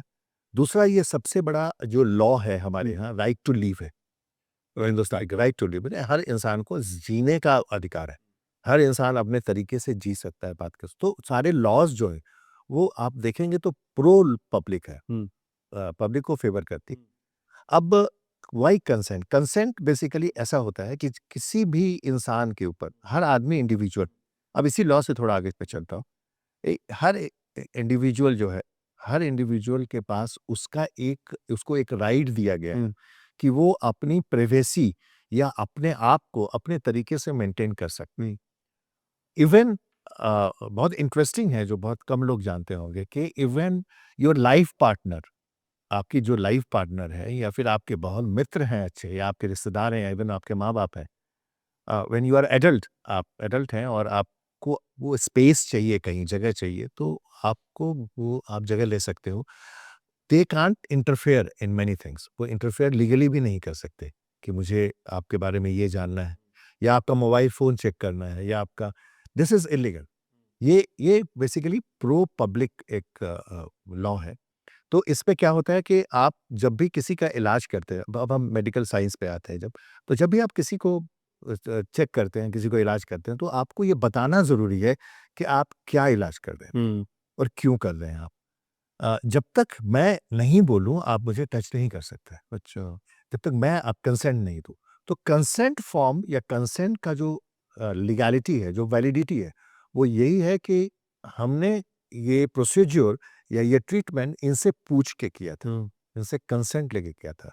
लेकिन consent is not the final thing. ऐसा नहीं कि आपने कंसेंट ले लिया हमसे और हमारे गला काट दिया हमारा, ऐसा नहीं रह सकता। कंसेंट फॉर्म लिमिटेड है कंसेंट तक में कि हमने आपको इजाज़त दी कि आप हमारा इलाज कर दीजिए या हमारा ऑपरेशन कर दीजिए। लेकिन ऑपरेशन में कुछ प्रॉब्लम हो गई है, तो ऐसा नहीं कि मैंने कंसेंट दिया था तो मैं कर दिया तो आप केस नहीं कर सकते। ऐसा बिल्कुल नहीं है। किसी भी कंसेंट की लीगल वैलिडिटी उतना तक ही है जहाँ तक ये एस्टेब्लिश करना हो कोर्ट में या कहीं भी कि हमने इनसे पूछ के ये इलाज किया था। अब आपने इलाज गड़बड़ क्यों किया, इसका जवाब तो आपको देना ही पड़ेगा। अरे वाह! So this is basically legal consent. कहीं से भी आप मतलब कंसेंट फॉर्म या कंसेंट जो है वो कहीं से भी आपको किसी लीगैलिटी से नहीं बचन रहा है। लीगैलिटी एट लार्ज आपने क्या किया है, उसका रिजल्ट क्या हुआ, एंड रिजल्ट क्या हुआ उस केस का, you have to face the law. मतलब ये तो 80% डॉक्टर ऐसा लग रहा है कि मतलब इमोशनली ट्रॉमा में ही जी रहे होंगे, हाँ, है क्या? ये सुनने के बाद राज़ा होगा क्योंकि अभी भी मतलब इतने सारे मतलब होता है ना, मैंने जैसा कि बताया कि इतना ज़्यादा अभी डर किसी को नहीं दिखाना चाहिए कि वो निडर हो जाए। तो अब हमारे मेडिकल फ्रेटर्निटी के साथ शायद ऐसा है कि बहुत सारे ऐसे लोग जो हैं, वो इन बातों को केयर करना ही छोड़। आज की डेट में मैं आपको अगर बताऊँ किसी भी सिम्पोज़ियम, किसी भी सीएमई में आप जाएँ अगर डॉक्टर्स के, बड़े-बड़े सीएमईज़, सबसे कम भीड़ आपको, सबसे कम क्राउड जो है वो मेडिको लीगल सेशन में मिलता है। और मेडिको लीगली जो कि सबसे अहम सब्जेक्ट है एक डॉक्टर की ज़िंदगी का। तो कहीं न कहीं डॉक्टर थोड़े निश्चिंत भी हो गए हैं कि अरे! ठीक है, वो जो होगा देख लेंगे हम लोग जैसा भी है, and we are doing good, हम लोग अच्छा कर रहे हैं ये वो। लेकिन उनको बहुत सारे लोगों को, बहुत सारे डॉक्टर्स को भी ऐसा सोचते हैं कि हम लीगली कंसेंट फॉर्म साइन करा लिया, हमने आपको बोल दिया, तो हम कुछ भी आपसे चार्ज कर सकते हैं या कुछ भी ऑपरेशन कर सकते हैं। ऐसा बिल्कुल नहीं है। वो सिर्फ़ एक प्रोसीड्यूर है, एक फ़ॉर्मेलिटी है। आपको टच करने से पहले आपकी हामी लेना, आपका स्वीकार करना उनसे कि हाँ, मैं आपको टच कर सकता हूँ या मैं आपको देख सकता हूँ, दैट्स ऑल। इसके अलावा कोई उसकी लीगल वैलिडिटी नहीं है। एक डेटा है मतलब लगभग 50% डॉक्टर 60 घंटे से भी ज़्यादा काम कर रहे हैं हफ्ते में। हर 3 में से 1 डॉक्टर खुद ही डिप्रेशन का शिकार है। 17% सुसाइडल केस आ रहे हैं डॉक्टर्स के पास। 90% तो खुद बर्नआउट हो चुके हैं डॉक्टर्स कि यार मतलब इतना काम करना पड़ता है। और 40-50% डॉक्टर तो ऐसे-ऐसे जो वर्क लाइफ बैलेंस नहीं मेंटेन कर पा रहे। इतना रिस्की प्रोफ़ेशन है मतलब डॉक्टर बनना ही मतलब अपने आप में बड़ी बात है। बहुत, बहुत, बहुत सही। अभिषेक सर, इतना अच्छा और स्टडी करके आपने ये निकाला है, बहुत अच्छा, सैल्यूट है आपको। ये बिल्कुल सही बात है। आपको ये मेरे ख्याल से public at large must be knowing कि हिंदुस्तान में मेडिकल फ्रेटर्निटी में रह के, मेडिकल प्रोफ़ेशन में रह के बहुत स्वस्थ रह पाना या बहुत रिस्क फ्री या बहुत आप कह सकते हैं मेंटली बहुत फ्री रह पाना बहुत मुश्किल है। हिंदुस्तान में डॉक्टर्स की बहुत कमी है। मेरे ख्याल से 1000 लोगों पे 1 डॉक्टर है, ऐसा रेशियो है बेसिकली। तो ये जो वर्कलोड है या ये जो प्रेशर है, ये अपने आप ही है यहाँ पे। यहाँ जो हमारा सिस्टम है, हमारी जनसंख्या के हिसाब से जो पॉपुलेशन है हिंदुस्तान का, इसमें जो मेडिकल केयर एक आदमी को मिलना चाहिए, वो बेसिकली अ अ, संभव ही नहीं हो पा रहा है। हम इतनी तादाद में इतना जल्दी बढ़ रहे हैं, उस तादाद में मेडिकल प्रोफ़ेशन के का ग्रोथ नहीं हो पा रहा है। तो वो एक अलग प्रेशर है, बहुत सारे लोगों को देखना, बहुत सारे लोगों से झेलना, प्लस कहीं न कहीं ये रूल्स एंड रेगुलेशंस हैं जो डॉक्टर्स को बाइंड करती हैं कि भाई आप यही कर सकते हो, ये नहीं कर सकते हो। और इन सब के बीच में रहते हुए अपना स्टेटस मेंटेन करना और पैसे कमाना। ये भी बहुत तो बड़ा ये एक बहुत बड़ा चैलेंज है और इस चैलेंज में मुझे लगता है कि बहुत सारे लोग इस चैलेंज का शिकार हैं आज की डेट में, एंड लाइफ़स्टाइल सबके चेंज हो रहे हैं। डॉक्टर्स भी सोचते हैं कि हम उस स्टेटस को, उस लाइफस्टाइल को मेंटेन करें। लाइफस्टाइल मेंटेन करना थोड़ा उनके लिए डिफ़िकल्ट होता है क्योंकि उनका प्रोफ़ेशन इतना ज़्यादा उनसे डिमांड करता है कि वो कई बार सोशली भी बायकॉट हो जाते, सोशली कट जाते हैं। तो ये सारे चैलेंजेस डॉक्टर्स के साथ हैं, मेडिकल कम्युनिटी के साथ हैं। मुझे लगता है कि आज की डेट में जो सबसे ज़्यादा ज़रूरत है हर डॉक्टर को, वो ये है कि अपने इर्द-गिर्द पॉज़िटिविटी रखने के लिए ऐसे एक्सपर्ट्स को या ऐसे लोगों को अपने साथ जोड़ के रखें जो एटलीस्ट उनके रिस्क को मिनिमाइज़ कर सकें। या उनके अंदर एक भावना, एक कॉन्फिडेंस ये डाल सके कि अगर हम आपके साथ हैं या फिर ऐसे लोग हमारे साथ हैं, जो कुछ भी रिस्क अगर होता है तो they will take care of तो दैट। पूरे पैन इंडिया के अंदर कहीं पे भी किसी भी डॉक्टर को प्रॉब्लम हो रही होगी, जैसा कि आपने बताया कि एकमात्र कंपनी आपकी ऐसी है जो उनकी हेल्प करती है, उनके क्राइसिस मैनेजमेंट में हेल्प करती है, तो 5 मिनट में आप उनके पास पहुँच जाओगे। 100% मेरे ख्याल से हम लोग ही हैं सिर्फ, और मैं तो इंडिया की बात कर रहा हूँ, मैं ग्लोबली बात कर रहा हूँ। ग्लोबली शायद इस तरह का काम करने वाली कोई कंपनी है नहीं कहीं भी। सभी कंपनी स्पेशलाइज्ड हैं, कोई एक ना एक सेगमेंट को लेके वो लोग काम करते हैं। हम लोगों ने ये स्टार्ट किया था कंपनी को, जिस समय बहुत तरह के कन्फ्यूजन्स थे लोगों के कि ये कौन-सी इंडस्ट्री है, ये कैसा आगे जाएगा। लेकिन हम लोगों ने कर दिखाया इन लॉन्ग टर्म इनफैक्ट। हम लोगों को शायद वो एनालिसिस उस समय हुआ था कि आने वाले समय में ये कॉम्प्लिकेशंस और बढ़ेगा। हमारा ही जो ऑर्गेनाइज़ेशन है, सबसे पहले तो हम लोगों ने, कोई भी ऑर्गेनाइज़ेशन प्रॉफ़िट के लिए लोग स्टार्ट करते हैं, एक अच्छे टर्नओवर के लिए लोग स्टार्ट करते हैं, एक अच्छा लाइफ़स्टाइल अपने टीम पार्टनर को दे पाएँ, सबको अपने ग्राहक को अच्छी सेवा दे पाएँ, ये सोच के कोई भी बिज़नेस स्टार्ट होता है। लेकिन अभिषेक सर, सच बताऊँ अगर, तो हमारी 25 साल की जर्नी में हमें 10-15 साल के बाद ये रियलाइज़ हो गया कि हम एक तरह से एनजीओ बन के रह गए। तो हमारी सेवादारी ऐसी हो गई है कि हम लोग सेवा में ही रहते हैं हर टाइम। 25,000 केस मायने रखता है किसी भी कंपनी के लिए पैन इंडिया देखना। आज की डेट में हिंदुस्तान का ऐसा कोई जगह नहीं है जहाँ पे हमारे ऑफ़िसेज़ नहीं हैं। तो इसके लिए इंफ्रास्ट्रक्चर खड़ा करना, हर जगह लोगों को मुहैया करवाना, वो भी स्किल्ड लोगों को रखना कि कोई भी डॉक्टर के साथ कभी भी कोई प्रॉब्लम हो गई तो उसको तुरंत देखना, और प्रॉब्लम का भी कोई रूप नहीं होता। जैसे मैंने बोला, वेराइड प्रॉब्लम्स आ गई। अभी कोई महिला पेशेंट है, वो बाहर निकल के उन्होंने स्टार्ट किया किसी डॉक्टर को देख के कि उन्होंने फिजिकली असॉल्ट किया हमारे को। सच्चाई इसमें कहीं होती नहीं है, बहुत सारे केसेस में कुछ नहीं होता है, लेकिन एक नॉनसेंस है जो क्रिएट हो जाता है, न्यूसेंस है। Correct. And then there is nowadays is social media through deformation, फिर ऑनलाइन सारे न्यूज़ पोर्टल्स हैं। तो इतनी सारी चीज़ें हैं जो एक साथ होने लगती हैं। तो हम लोग को थोड़ा चैलेंजिंग तो है हमारा काम, लेकिन अच्छा लग रहा है हमें। अच्छा इसलिए लग रहा है कि बहुत कुछ सीखा हम लोगों ने। हम लोग बहुत ह्यूमन एस्पेक्ट को बहुत आगे लेके आ पाए इसी जर्नी के थ्रू, और बहुत सारे ऐसे लोगों को हमने स्किल किया जिन लोगों के पास कोई एजुकेशनल बैकग्राउंड नहीं है, कुछ भी नहीं था, उन लोगों को चुना क्योंकि कई पढ़े लिखे लोग भाग जाते थे। अब एमबीए करके कोई आया है तो वो डॉक्टर्स के पास जाके खड़े रहना है, या फिर मॉब के को कैसे शांत किया जाए, और लॉयर के साथ कैसे बात किया, पुलिस स्टेशन में जाके कैसे डॉक्टर के पास बैठा जाए, वो भाग जाते हैं। वो कहते हैं यार एमबीए करके हम और भी काम कर लेंगे, ये क्या कर रहे हैं? भाई ये सब क्या काम कर रहे हैं, हमारे ऊपर भी कोई आफत हो सकती है। तो ऐसे में बहुत एक मैन पावर खड़ा करना बहुत मुश्किल था। तो ऐसे में हम लोगों ने अपना इंस्टीट्यूशन ही स्टार्ट कर दिया। तो मैंने जैसा आपको कहा ना कि इट इज़ मोर देन मतलब सेवादारी एक तरह से है जो हम लोगों ने शुरू किया। एंड इस सब का श्रेय मेरे पार्टनर है उसको जाता है। ही हिज़ नेम इज़ विजय अरोड़ा, जो स कंपनी के सीईओ भी हैं। सीईओ हम लोगों ने बहुत प्यार से उनको बनाया है because of his patience level और हैंडलिंग ऑफ द थिंग्स। मैं तो बहुत इनडिसिप्लिन्ड हूँ बहुत सारे मामलों में, लेकिन उस उन्होंने बहुत मेहनत से, बहुत कोशिश से पिछले 25 सालों में इस कंपनी को एक रूप दिया, एक स्ट्रक्चर दिया, एक फॉर्मेशन दिया। आज हम, हो सकता है कि फाइनेंशियली बहुत ज़्यादा मतलब वायबिलिटी में नहीं है, ये मुझे कहने में कोई शर्म नहीं है इस बात को, लेकिन फिर भी हमारे पार्टनर हैं जिन्होंने इसको बहुत अच्छा एक रूप दिया। पैन इंडिया में जो हमारा इंफ्रास्ट्रक्चर आज की डेट में या जो हम काम कर रहे हैं, मेरे ख्याल से सभी डॉक्टर्स एक्नॉलेज करते हैं इसको। इंडियन मेडिकल एसोसिएशन डॉक्टर्स की एक एसोसिएशन है जिन्होंने ऑफिशियल रिस्क मैनेजर बनाया हुआ है हमें। तो अच्छी चीज़ें भी मिली हैं, बुरी चीज़ें भी मिलती हैं हम लोगों को। कई बार हम डॉक्टर्स के ऐसे केसेस हैं जिसमें हमें लगता है कि डॉक्टर्स का नेग्लिजेंस है, लेकिन फिर भी डॉक्टर को लगता है कि नहीं, आपको करना है, आपको केसेस देखने ही हैं। कई बार हम कोशिश करते हैं कि पेशेंट और डॉक्टर्स के बीच में अच्छा समन्वय हो, और हम कई बार ऐसा लगता है कि बहुत ग्रॉस नेग्लिजेंस सा केस है और छोटा-सा एक अमाउंट है जो पेशेंट माँग रहा है, तो हम चाहते हैं कि उसको कंपनसेट कर दिया जाए। उस समय कई बार डॉक्टर्स के गुडविल पे आ जाता है कि नहीं, ये ऐसा, आप कौन होते हैं ऐसा करने वाले? तो इसका भी खामियाज़ा कई बार हम लोगों को भुगतना पड़ता है। और अभी भी आप ये कह सकते हैं मेडिकल फ्रेटर्निटी शायद इतनी निडर हो गई है, या फिर जो भी इतना सारा खौफ उनको दिखाया गया कि वो अब ऐसे हो गए हैं हाँ। कि अभी भी आज की डेट में जिस डॉक्टर के ऊपर कोई प्रॉब्लम नहीं आया है, हुँ। उसे लगता है कि उसके ऊपर कभी प्रॉब्लम होगी ही नहीं, और आने वाले टाइम में वो ऐसे ही पैसे कमाएगा या किसी भी इंस्टीट्यूशन में चले जाएगा, हम क्या अपने आप को ऐसे ही मेंटेन करेंगे।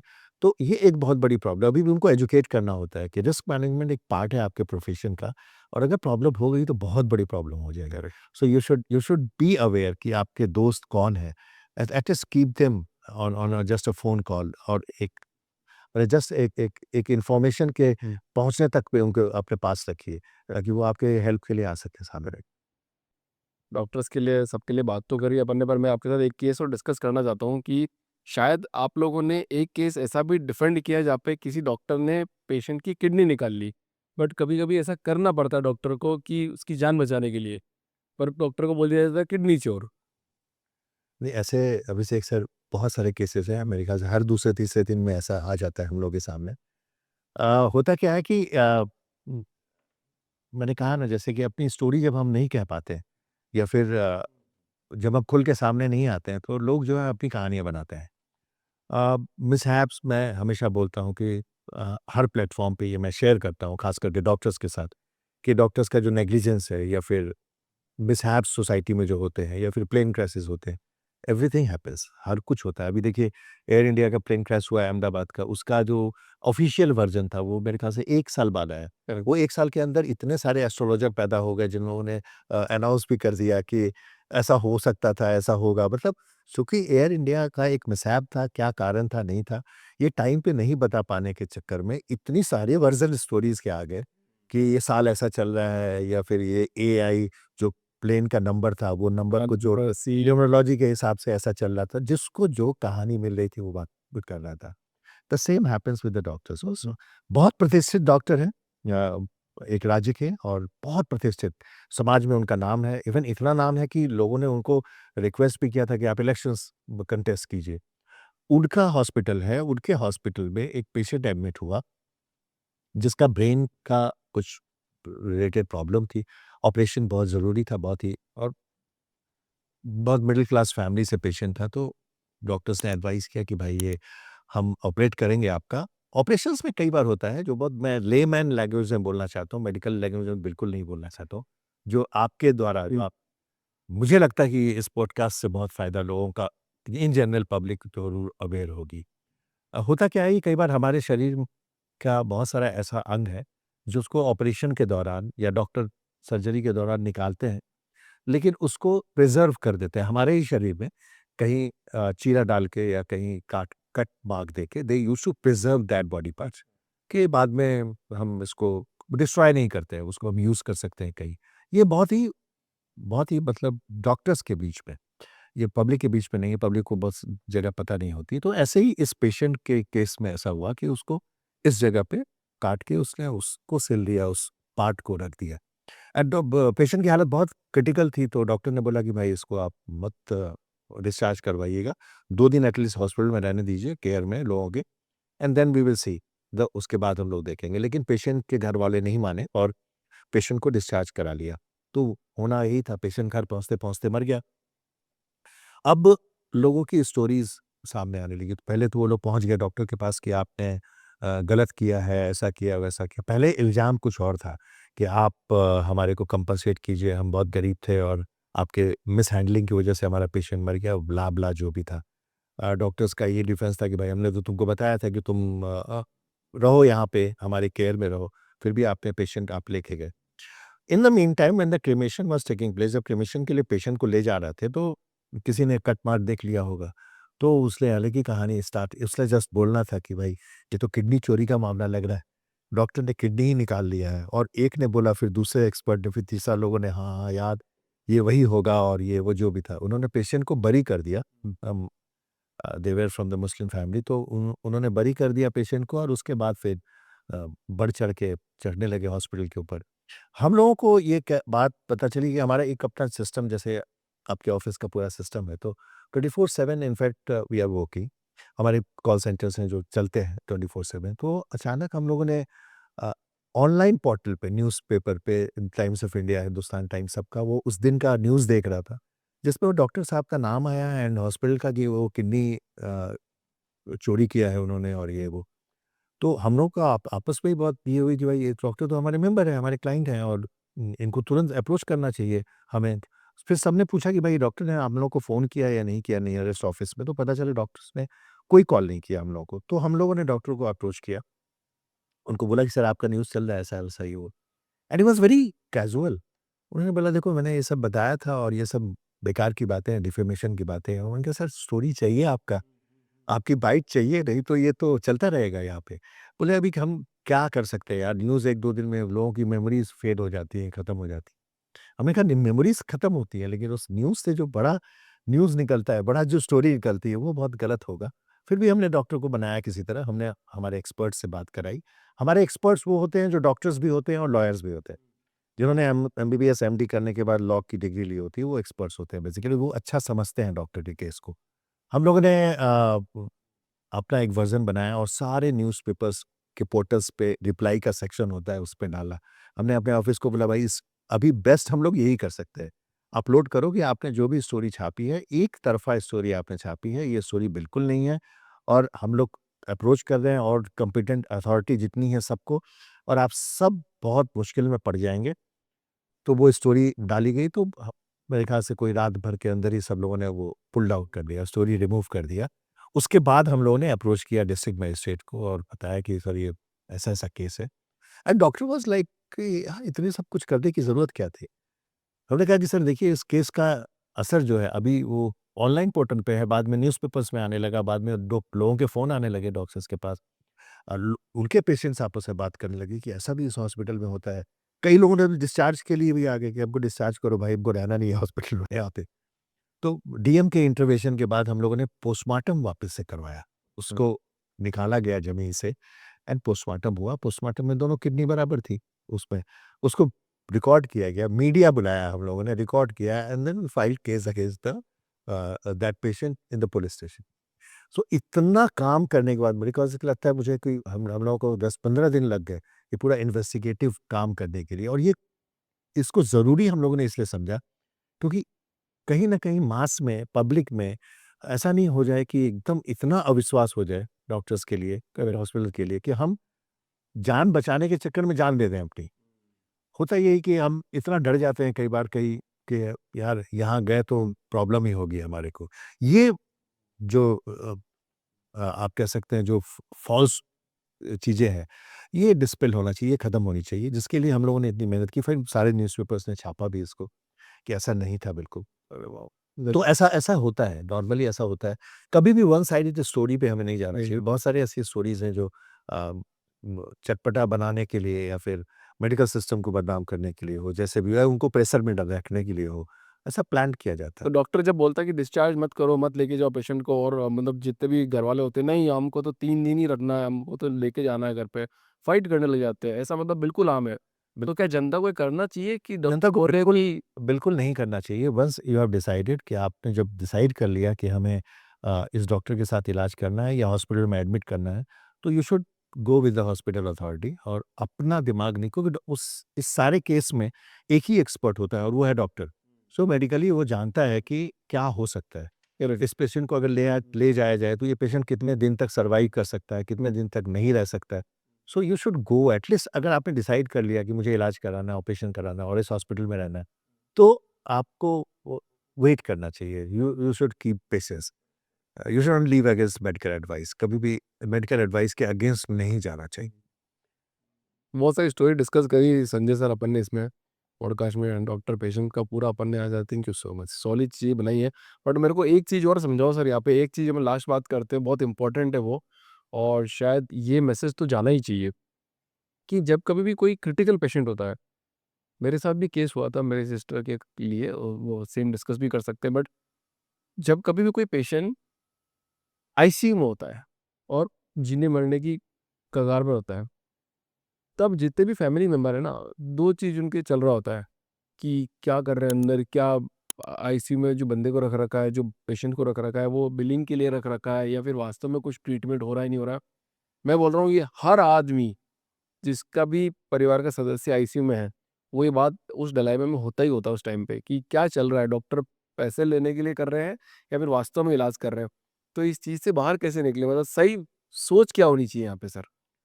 देखिए अभिषेक सर बहुत अगेन बहुत ब्रिलियंट क्वेश्चंस हैं आपके और मुझे लगता है कि ये इतने आवश्यक क्वेश्चंस हैं जिस जो दोनों को जानना चाहिए। मेडिकल फ्रेटर्निटी के लिए भी बहुत फ़ायदेमंद है और इन पब्लिक जनरल तो होना ही चाहिए। मैं छोटा-सा एक फिर इस हुँ। आपसे इजाज़त चाहूँगी स्टोरी बोलने की। बिल्कुल, बिल्कुल। क्या होता है 2 चीज़ें होती हैं, एक प्रकृति और दूसरी संस्कृति। प्रकृति is a natural thing basically, natural feeling, natural चीज़ें। संस्कृति वो होता है जो एक ह्यूमन होने के बाद, एक इंसान होने के बाद। अब प्रकृति जो है जैसे जानवर हैं, जंगल में रहते हैं, वो प्राकृतिक हैं, वो नंगे रहते हैं, उनको नहीं सेंस है कि उन्हें कपड़ा पहनना चाहिए, आईना देखना चाहिए, खुद को अच्छा रखना चाहिए। लेकिन जब हम इंसान बन जाते हैं, तो थोड़ा संस्कृति को अपना लेते हैं। तो वहाँ पे हमें बोध होता है, हमें पता चलता है कि कौन अपना है, कौन अपना नहीं है, कौन हमारे भाई-बहन हैं, उनसे कैसे बिहेव करना चाहिए, गर्लफ्रेंड से कैसे बिहेव करनी चाहिए या फिर जो भी है, ये जो एजुकेशन है, ये संस्कृति से हमें आती है। लेकिन बहुत ही नेचुरल सी बात ये है, बहुत ही प्रैक्टिकल सी बात ये है कि ह इंसान होने के बावजूद भी, ह्यूमन होने के बावजूद भी, ये बहुत नॉलेजेबल होने के बावजूद भी कई बार ये चीज़ें काम नहीं करती। हुँ। हमारे रामायण में एक बहुत फेमस स्टोरी है, जिसमें हनुमान जी सीता माँ की तलाश के लिए जा रहे होते हैं और उड़ के जा रहे होते हैं। तो उसमें सुरसा नाम की एक राक्षसनी है जो उसको देखती है हनुमान जी को और वो रास्ता रोकती है। तो हनुमान बोलते हैं उनको कि भाई मैं एक मिशन पे जा रहा हूँ और राम के मिशन पे जा रहा हूँ मैं। सीता माँ किसी के कैद में है और मुझे उसको छुड़ाना है, तो तुम एक काम करो, तुमको भूख मिटानी है अपनी, तुम भूख मिटा लेना, थोड़ा वेट कर लो, मैं उनको लेके आ जाता हूँ, फिर तुम खा लेना। अब वो भड़क जाती है, सुरसा बोलती है, "ऐसा थोड़ी होता है, कौन राम, कैसा mission?" Surasa is basically natural, वो एक राक्षस नहीं है, नेचर है उसका, वो खाना वो उतना समझती है कि मुझे भूख लगा है और मुझे खाना है अब। सो जो भी होता है फिर हनुमान जी को मारना पड़ता है, जो भी है, उस सुरसा को। तो हमारे साथ भी कहानी वैसी ही होती है। हम एक लिमिट जब आता है, जब अपनों पे बात आती है या फिर हमारा अपना जब आप कह सकते हैं फाइनेंशियल स्टेटस हो या फिर सोशल स्टेटस हो या फिर मेंटल स्टेटस हो, वो जब हिलने लगता है, जब हम इम्बैलेंस हो जाते हैं, तो हम प्रकृति संस्कृति में भेद नहीं रखते, हम भूल जाते हैं सब कुछ। हॉस्पिटल्स के साथ बहुत ब्रिलियंटली आपने ये कोट किया। मेरे ख़्याल से मुझे लगता है 99% लोगों के साथ यही डायलेमा होता है। चाहे वो कितना भी वेल टू डू हो, चाहे जो भी हो, लेकिन मैंने सुना है बहुत लोगों से कि लोग यही बोलते हैं जैसे आईसीयू में पेशेंट है, आज भी है, कल भी है, अभी पता नहीं कितने दिन और रखेंगे डॉक्टर और बिल हमारा बढ़ रहा है, बिल्स आगे चालू है। ये बेसिकली मैं दोनों पहलू से बोलूँगा कि दोनों चीज़ें सच हैं। एक तो ये होता है कि कई बार पेशेंट सच में क्रिटिकल होते हैं, जिनको आईसीयू की ज़रूरत होती है, जिन्हें रखना पड़ता है वहाँ पे डॉक्टर्स की मॉनिटरिंग में और अ, बिल्स बनाए जाते हैं। दूसरा ये होता है कि बहुत बार ऐसा होता है कि हम आईसीयू से निकाल के जनरल वार्ड में भी रख सकते हैं उसको या नॉर्मल वार्ड में रख सकते हैं, लेकिन वहाँ भी बिल बनाया जाता है। तो वो ये एक ऐसा डायलेमा है जहाँ पे अ, मतलब आप कह सकते हो कि 100% जो है पेशेंट एकदम अगर पेशेंट अच्छा होके निकल जाता है बाद में तो ये सारी ग्रजेस, ये सारा इरिटेशन पब्लिक भूल जाता है और अगर कुछ भी हो जाता है उसके साथ तो ये ग्रजेस रह जाता है उनके दिमाग में, ये इरिटेशन रह जाता है उनके दिमाग में। फँस गए इसमें तो। तो जी, तो ये एक ऐसा तंत्र है जहाँ पे मतलब बहुत ही पिकुलियर सा सिचुएशन है। अ, डॉक्टर्स के ऊपर बहुत सारे कानून भी हैं, बहुत सारे नॉर्म्स भी हैं, बहुत सारा डर है उनको और डॉक्टर निडर भी हैं इन सब के ऊपर क्योंकि वो जानते हैं ये सब हो सकता है, तो इसके ऊपर वो सोचते हैं काम करने का। हॉस्पिटल जो है इन सब के ऊपर सोचती है काम करने का, कि हम अपना इंफ्रास्ट्रक्चर या अपना पीआर ऐसा बना के रखें कि पब्लिक जो है ये इतना क्वेश्चन पूछे ही ना हमारे से। उसके पहले ही इतना कुछ हम तामझाम बना के रखें। ये भी होता है और दूसरा है कि पब्लिक के साथ public basically in at large patient जो है वो उनको मुझे लगता है कि अवेयर होना चाहिए, पेशेंस रखना चाहिए।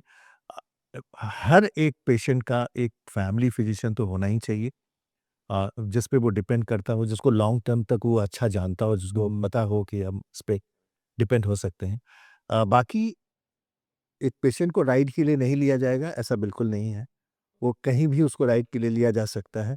ये सिस्टम ही ऐसा है, जहाँ से अगर उसको लगता है कि मैं 100% एकदम सक्सेसफुल स्मार्टली निकल के बाहर आ जाऊँगा, ऐसा नहीं है। इस सिस्टम का विक्टिम आपको होना ही पड़ेगा कहीं न कहीं। सर इस पॉडकास्ट को एक बहुत ब्यूटीफुल तरीके से एंड करना चाहता हूँ मैं। आपने 500 से भी ज़्यादा लोगों को रूरल मतलब जहाँ से गाँव-गाँव से आप उठा के लाए, ट्रेन किया, आपने सिस्टम में बनाया। पहली बात तो आप लोगों को लाए कैसे? और आपने सिस्टम में लोगों को ग्रो कराना चालू किया, आप शायद आउटसाइडर को भी हायर नहीं करते हो। जी। हम लोगों ने जब अपनी जर्नी स्टार्ट की, मेरी खुद की जो जर्नी है वो बहुत ही ज़्यादा पैथेटिक है। पैथेटिक इसलिए है क्योंकि मेरा बहुत सारा समय कोलकाता में गुज़रा और बहुत स्ट्रगल, बहुत अर्ली टाइम पे एंटरप्रेन्योर बनने का एक जुनून था मुझे, और उस जुनून में गलतियाँ होती हैं, आपको मालूम है, कोई एक्सपीरियंस नहीं था। राइट। तो कोलकाता से में जो भी मैंने एक्सपेरिमेंट किया बिज़नेस पर मैन बनने का या एंटरप्रेन्योर बनने का, तो उन दिनों जो हार्डशिप मैंने देखा या फिर उधार पे या गुडविल पे जो भी पैसे-वैसे हम लोगों ने मार्केट से लिए थे या लोगों से लिए थे, फिर लोगों ने कैसे टॉर्चर करके उसको वापस निकाला। तो वो सब जो फ्रेम था, वो फ्रेम मेरे दिमाग में था, तो मैं एक दिन कोलकाता छोड़ के और दिल्ली आ गया। वो साल था जब मुझे पता चला कि मैं एक्यूट डिप्रेशन से गुज़र रहा हूँ, एंड देन डॉक्टर्स ही आए मुझे फिर परेशान। डॉक्टर साहब फिर डॉक्टर्स आए, मैं मुझे याद है आज भी। मैं बहुत सारा डिप्रेशन, मतलब उसी डॉक्टर राम मनोहर लोहिया हॉस्पिटल में मैंने दिखाया था अपने आप को, तो किसी डॉक्टर ने प्रिस्क्राइब किया और डिप्रेशन की बड़ी सारी मेडिसिन्स उन्होंने दी थी। तो आप अभी तो वो डॉक्टर साहब नहीं होंगे जहाँ भी हों, but I pray for his peace, for his soul in fact. दोबारा मैं फिर जब फ़ॉलो-अप के लिए ओपीडी में उसी में गया, तो फिर मुझे पता चला कि मुझे और भी कई पेक्यूलियर चीज़ें हैं, बीमारियाँ हैं, डिप्रेशन से रिलेटेड ही। लेकिन ओपीडी में दूसरे डॉक्टर मिले, सीनियर डॉक्टर थे, और उन्होंने मुझे बैठाया, उन्होंने बोला तुम्हारे पास समय है तो मैं ओपीडी निपटा के फिर बात करूँगा। और उन्होंने 2 4-5 चीज़ें ज़िंदगी की बताई। उन्होंने बताया कि स्ट्रगल इमिनेंट पार्ट है किसी की भी लाइफ़ का, और कभी भी ज़िंदगी जो है वो तुम्हारे हिसाब से नहीं चलती है। ज़िंदगी को चलना है, ज़िंदगी अपने हिसाब से चलती है, और ज़िंदगी को किसी की ज़रूरत नहीं होती, तुमको ज़िंदगी की ज़रूरत। क्या गज़ब बात बोली सर। तो उन्होंने कहा कि तुम एक काम करोगे, मैं तुम्हें बहुत ही ज़्यादा, मतलब बहुत ही ज़्यादा प्यार दूँगा, और जब भी तुम यहाँ आओगे तुम हमसे ज़रूर मिलना। तुम मेरा कितना कहाँ मानते हो देखता हूँ, ये जितनी दवाई की पोटली है इसको बाहर फेंक के आओ। मैं फेंक के आया। उन्होंने कहा आज के बाद से दवा मत लेना तुम इसका, क्योंकि ये एक ऐसा नेवर एंडिंग गेम है जो तुमको फँसाते ही जाएँगे लोग। आज पता नहीं तुमसे मेरा मिलना लिखा था तो मैं बताया, और बहुत यंग हो तुम अभी। तुम स्ट्रगल करो, तुम एन्जॉय करो लाइफ़ को, दोस्तों के साथ रहो, अच्छी बातें करो, बुक्स पढ़ो, एंड नींद नहीं आती है कोई बात नहीं, फिर कोशिश करो, बुक्स पढ़ने की कोशिश करो, पढ़ते-पढ़ते तुम फिर नींद आएगी बाद में। तो कुछ चीज़ें जो हैं वो अभी तक मेरे दिमाग में वो घर कर गईं, अब तो डॉक्टर साहब वो नहीं रहे। लेकिन वहाँ से मैंने फिर दिल्ली में स्ट्रगल अपना स्टार्ट किया। वहाँ भी बहुत पेनफुल सिचुएशंस का सामना करना पड़ा। इनफैक्ट जिन दोस्तों के लिए मैं दिल्ली गया कि वो दोस्त होंगे, तो मुझे शायद रहने का एक आसरा मिल जाएगा, तो उन लोगों ने ही मना कर दिया पीस टाइम पे कि अ, तुम नहीं रह सकते यहाँ पे, क्योंकि और भी बहुत बाइंडिंग्स हैं, उनके उनके भाई लोग पढ़ाई करते हैं, जो भी है। तो मुझे वो जगह भी छोड़नी पड़ी और बहुत भटकना पड़ा इधर-उधर। तो उन दिनों मेरे दिमाग में एक चीज़ सिर्फ़ चलती थी अभिषेक सर, कि कभी भी ज़िंदगी ने मौका दिया और मैं टर्न अप हुआ, अगर मैं कुछ कर पाया लाइफ़ में, तो मैं इस चीज़ को बदलूँगा। मैं ऐसे लोगों को अपने पास लाने की कोशिश करूँगा जिनके पास विज़न है। सो मतलब ये एक विचार चलता था अंदर से। फिर उसके बाद स्ट्रगल तो कंटिन्यू रहा। संजोग से फिर हम लोगों ने अपना ऑर्गेनाइज़ेशन स्टार्ट किया। तो मुझे वो मिशन याद था। जब ये ऑर्गेनाइज़ेशन हमने स्टार्ट किया और हमारे कुछ एक्सपर्ट्स को हम लोग मिले, तो उन्होंने कहा कि यार ना तो तू डॉक्टर है, ना तो लॉयर है, कुछ भी नहीं है। ना मैं था, ना मेरे मेरे पार्टनर थे विजय जी। विजय को मैं इसलिए बहुत प्यार करता हूँ क्योंकि मेरे जो एक्सटेंडेड मेरी फैमिली है पूरी, हम लोग 11-12 भाई-बहन हैं, तो उसमें से एक हम लोग उसको अपना भाई ही मानते हैं शुरू से। तो मेरी, जैसा मैंने कहा कि बहुत ही पैथेटिक सा बैकग्राउंड था, सो बहुत स्ट्रगल थी लाइफ में, और उसके बाद से मैंने लाइफ जब देखना स्टार्ट किया तो मैं थोड़ा-सा रूड था लाइफ के लिए, थोड़ा इनडिसिप्लिन भी रहा हूँ, अभी तक हूँ वो तो, फाइनेंशियली बड़ा इनडिसिप्लिन्ड हूँ। क्योंकि वो इतना ज़िंदगी को करीब से देखने के बाद आप उठ जाते हो वो सब चीज़ों से। सही बात। But he is the person जिसके पास वो विज़न था, मतलब ही ऑलवेज़ उसने वो जो एक रिस्पेक्ट देना चाहिए मुझे बड़े भाई का, उसने वो दिया। उसने वो ऑर्गेनाइज़ेशन को रिस्पेक्ट दी, उसने सिस्टम को समझा और वो बोला कि नहीं ठीक है, हम इससे पढ़ेंगे, आगे बढ़ेंगे। विजय ने सबसे पहले एलएलबी किया। वो एमबीए था ऑलरेडी, एमबीए के बाद उसने एलएलबी करी, क्योंकि उसको लगा कि यार सही बात है कह रहे हैं, अब डॉक्टरी तो पढ़ नहीं सकते थे तो एलएलबी कर लेते हैं, एलएलबी कर लेते हैं। तो ऐसे करके हमारा जर्नी यहाँ पे शुरू हुआ, तो फिर हम लोगों को लगा कि यार ये तो बड़ा मुश्किल है, फिर हम लोग पहले 2-3 स्टाफ को हम लोगों ने हायर किया।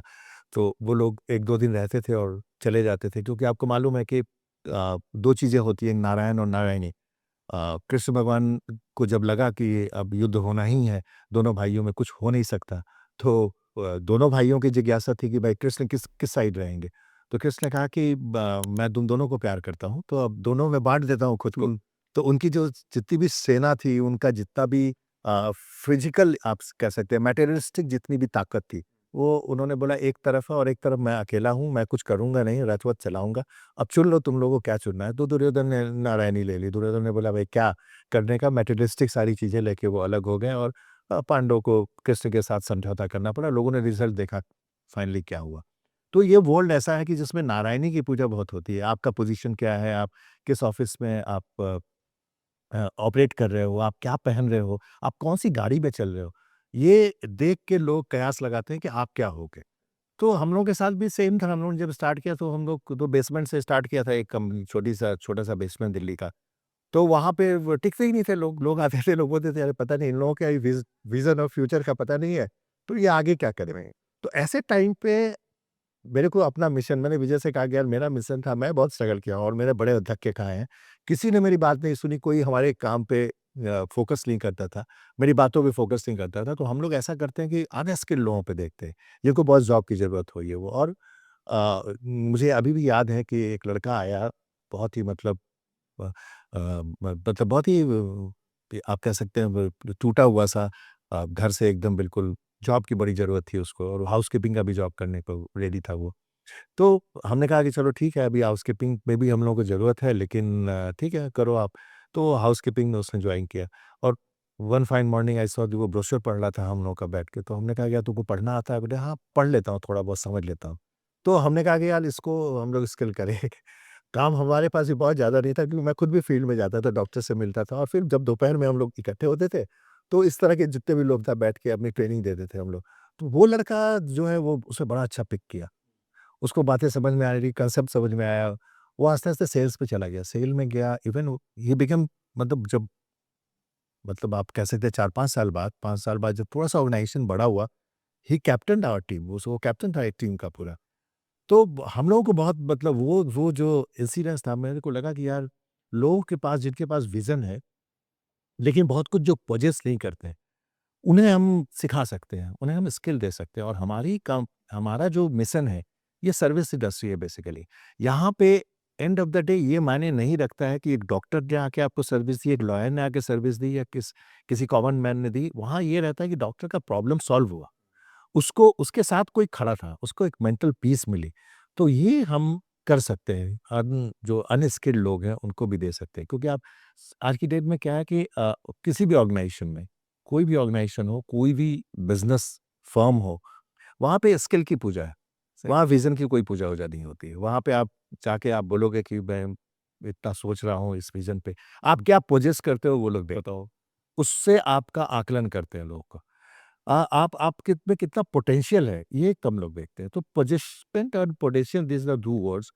लकीली हम लोगों ने पोटेंशियल पे ध्यान दिया कि किसी के अंदर क्या पोटेंशियल है, हम उसको क्या कर सकते हैं। उस पे हम लोगों ने काम करना स्टार्ट किया और आज मुझे लगता है कि मतलब ये तो सेल्फ आपके पॉडकास्ट के ज़रिए बोलने वाली बात है कि हम लोगों को लगता है कि हम लोगों को इंडिया का सबसे बड़ा जो कोई अवार्ड हो, तो वो हम लोगों को मिलना चाहिए। अभी का सर मिलेगा। ह्यूमन ह्यूमन स्किल डेवलपमेंट के लिए। आप यकीन नहीं करेंगे हमारे घर का जितने भी हमारे घर पे कुक थे, मतलब जो घर का खाना बनाते थे या फिर हमारे घर ऑफ़िसों में, दफ़्तर में झाड़ू-पोछा करते थे, ये सब किसी न किसी स्टेट में जाके सब बिज़नेस हेड हैं आज की डेट में। हमारा जो एक लड़का है जो हमारे यहाँ खाना बनाता था मुंबई में, वो 10 सालों में उसने अपने आप को ऐसा डेवलप किया। अभी गुवाहाटी में he is a business head of our organisation in Guwahati. मैं कल गुवाहाटी जा रहा हूँ, उसके यहाँ कोई फंक्शन है उसको अटेंड करने। He has given 4 wheeler two his father. उसने 4 व्हीलर दिया है, ही वाज़ अर्निंग अराउंड कितना होगा 5-6 हज़ार 4-5 हज़ार रुपए की इसका जॉब कर रहा था and today he is taking home more than 2.5 lakh और 3 लाख रुपीज़। सो ऐसे-ऐसे हंड्रेड्स ऑफ एग्ज़ाम्पल हैं जिन लोगों को हम लोगों ने एम्पावर किया, जिनके पोटेंशियल में हम लोगों ने बिलीव किया। होता कुछ नहीं, होता ये है कि आप everyone end of the day wants respect, respect of their work, value of their work. उनके पोटेंशियल की आप कितनी पूजा करते हैं, आप कितना मानते हैं उनको, ये हर आदमी चाहता है। हर आदमी इम्पोर्टेंट फ़ील करना चाहता है। उसको इम्पोर्टेंस चाहिए होती है हर आदमी को। और यही चीज़ जो है वो किसी भी ऑर्गनाइज़ेशन को बहुत आगे लेके जाती है कि वो चीज़ कितना आप कितने अच्छे से अपनी टीम में इंजेक्ट कर सकते हैं आप। तो हम लोगों ने ये समझा, मैं और विजय, हमारा मेरे ख्याल से लॉन्गेस्ट अंडरस्टैंडिंग कोलैबोरेशन है, आप कह सकते हैं। मैंने कहा कि डिस्पाइट ऑफ मेरी सारी गलतियाँ and discipline, but he depends on me like anything. तो हमारे और उसका ही जो प्यार का एक कहानी की जो कहानी है, ये इतनी बड़ी स्टोरी है कि एक एक दूसरे की इज़्ज़त करना, उस पे डिपेंड करना, मैं क्या अच्छा कर सकता हूँ, उसने हमेशा वो फ़ोकस किया। मेरी मेरी क्या पॉज़िटिविटी है, तो ये चीज़ें टीम में जाती हैं। ये टीम के लोगों ने सीखा। इवन हमारी जितने पार्टीज़ होते हैं, हम लोग ऐसा फ़ील कभी नहीं कराते कि मैं जॉइंट डायरेक्टर हूँ कंपनी का, या प्रमोटर हूँ कंपनी का, या वो सीईओ है कंपनी का। हम सबके साथ बैठते हैं। सो हमारी इवनिंग सबके साथ, एवरीवन इज़ एनकरेज। बहुत सारे लोग बहुत तरह की बातें बोलते हैं, बहुत अ, मज़ाकिया टोन में बातें होती हैं। लेकिन tomorrow the next day again everyone is there work on their work. So this is basically what we did. And आज भी हम डॉक्टर्स को भी ये कहते हैं कि आप अगर आप रिस्क मैनेजमेंट की सोचते हैं, या हमारे ज़रिए रिस्क मैनेजमेंट की सोचते हैं, तो जाने-अनजाने कई बार आप ऐसे लोगों की भी मदद करते हैं जिनका कोई नहीं है, जिनका कोई बैकग्राउंड नहीं है, जिनको हम लोगों ने चुना है, हम स्किल दे रहे हैं, हम अपने यहाँ पे उनको डेवलप कर रहे हैं एज़ आपकी सर्विस के लिए, तो आप उनकी भी मदद करते हैं। तो ये एक ऐसी कहानी है, ये स्टोरी है जो अभी तक हमारी चलती आई है और आगे चलती रहेगी। आप जैसे लोगों का, in fact I must say heartiest thanks to you and your team for giving this opportunity, for making us comfortable to say our story, अपने तरीके से अपनी कहानी बोलने के लिए। Thank you so much, thanks a lot. We will be indebted. Thank you so much Sanjay sir. आपके साथ बात करके मज़ा ही आता रहता है। पॉडकास्ट बनाते रहेंगे, अच्छे-अच्छे पॉडकास्ट बनाते रहेंगे और लोगों को अवेयर करते रहेंगे। Thank you so much for coming in the show. Thank you.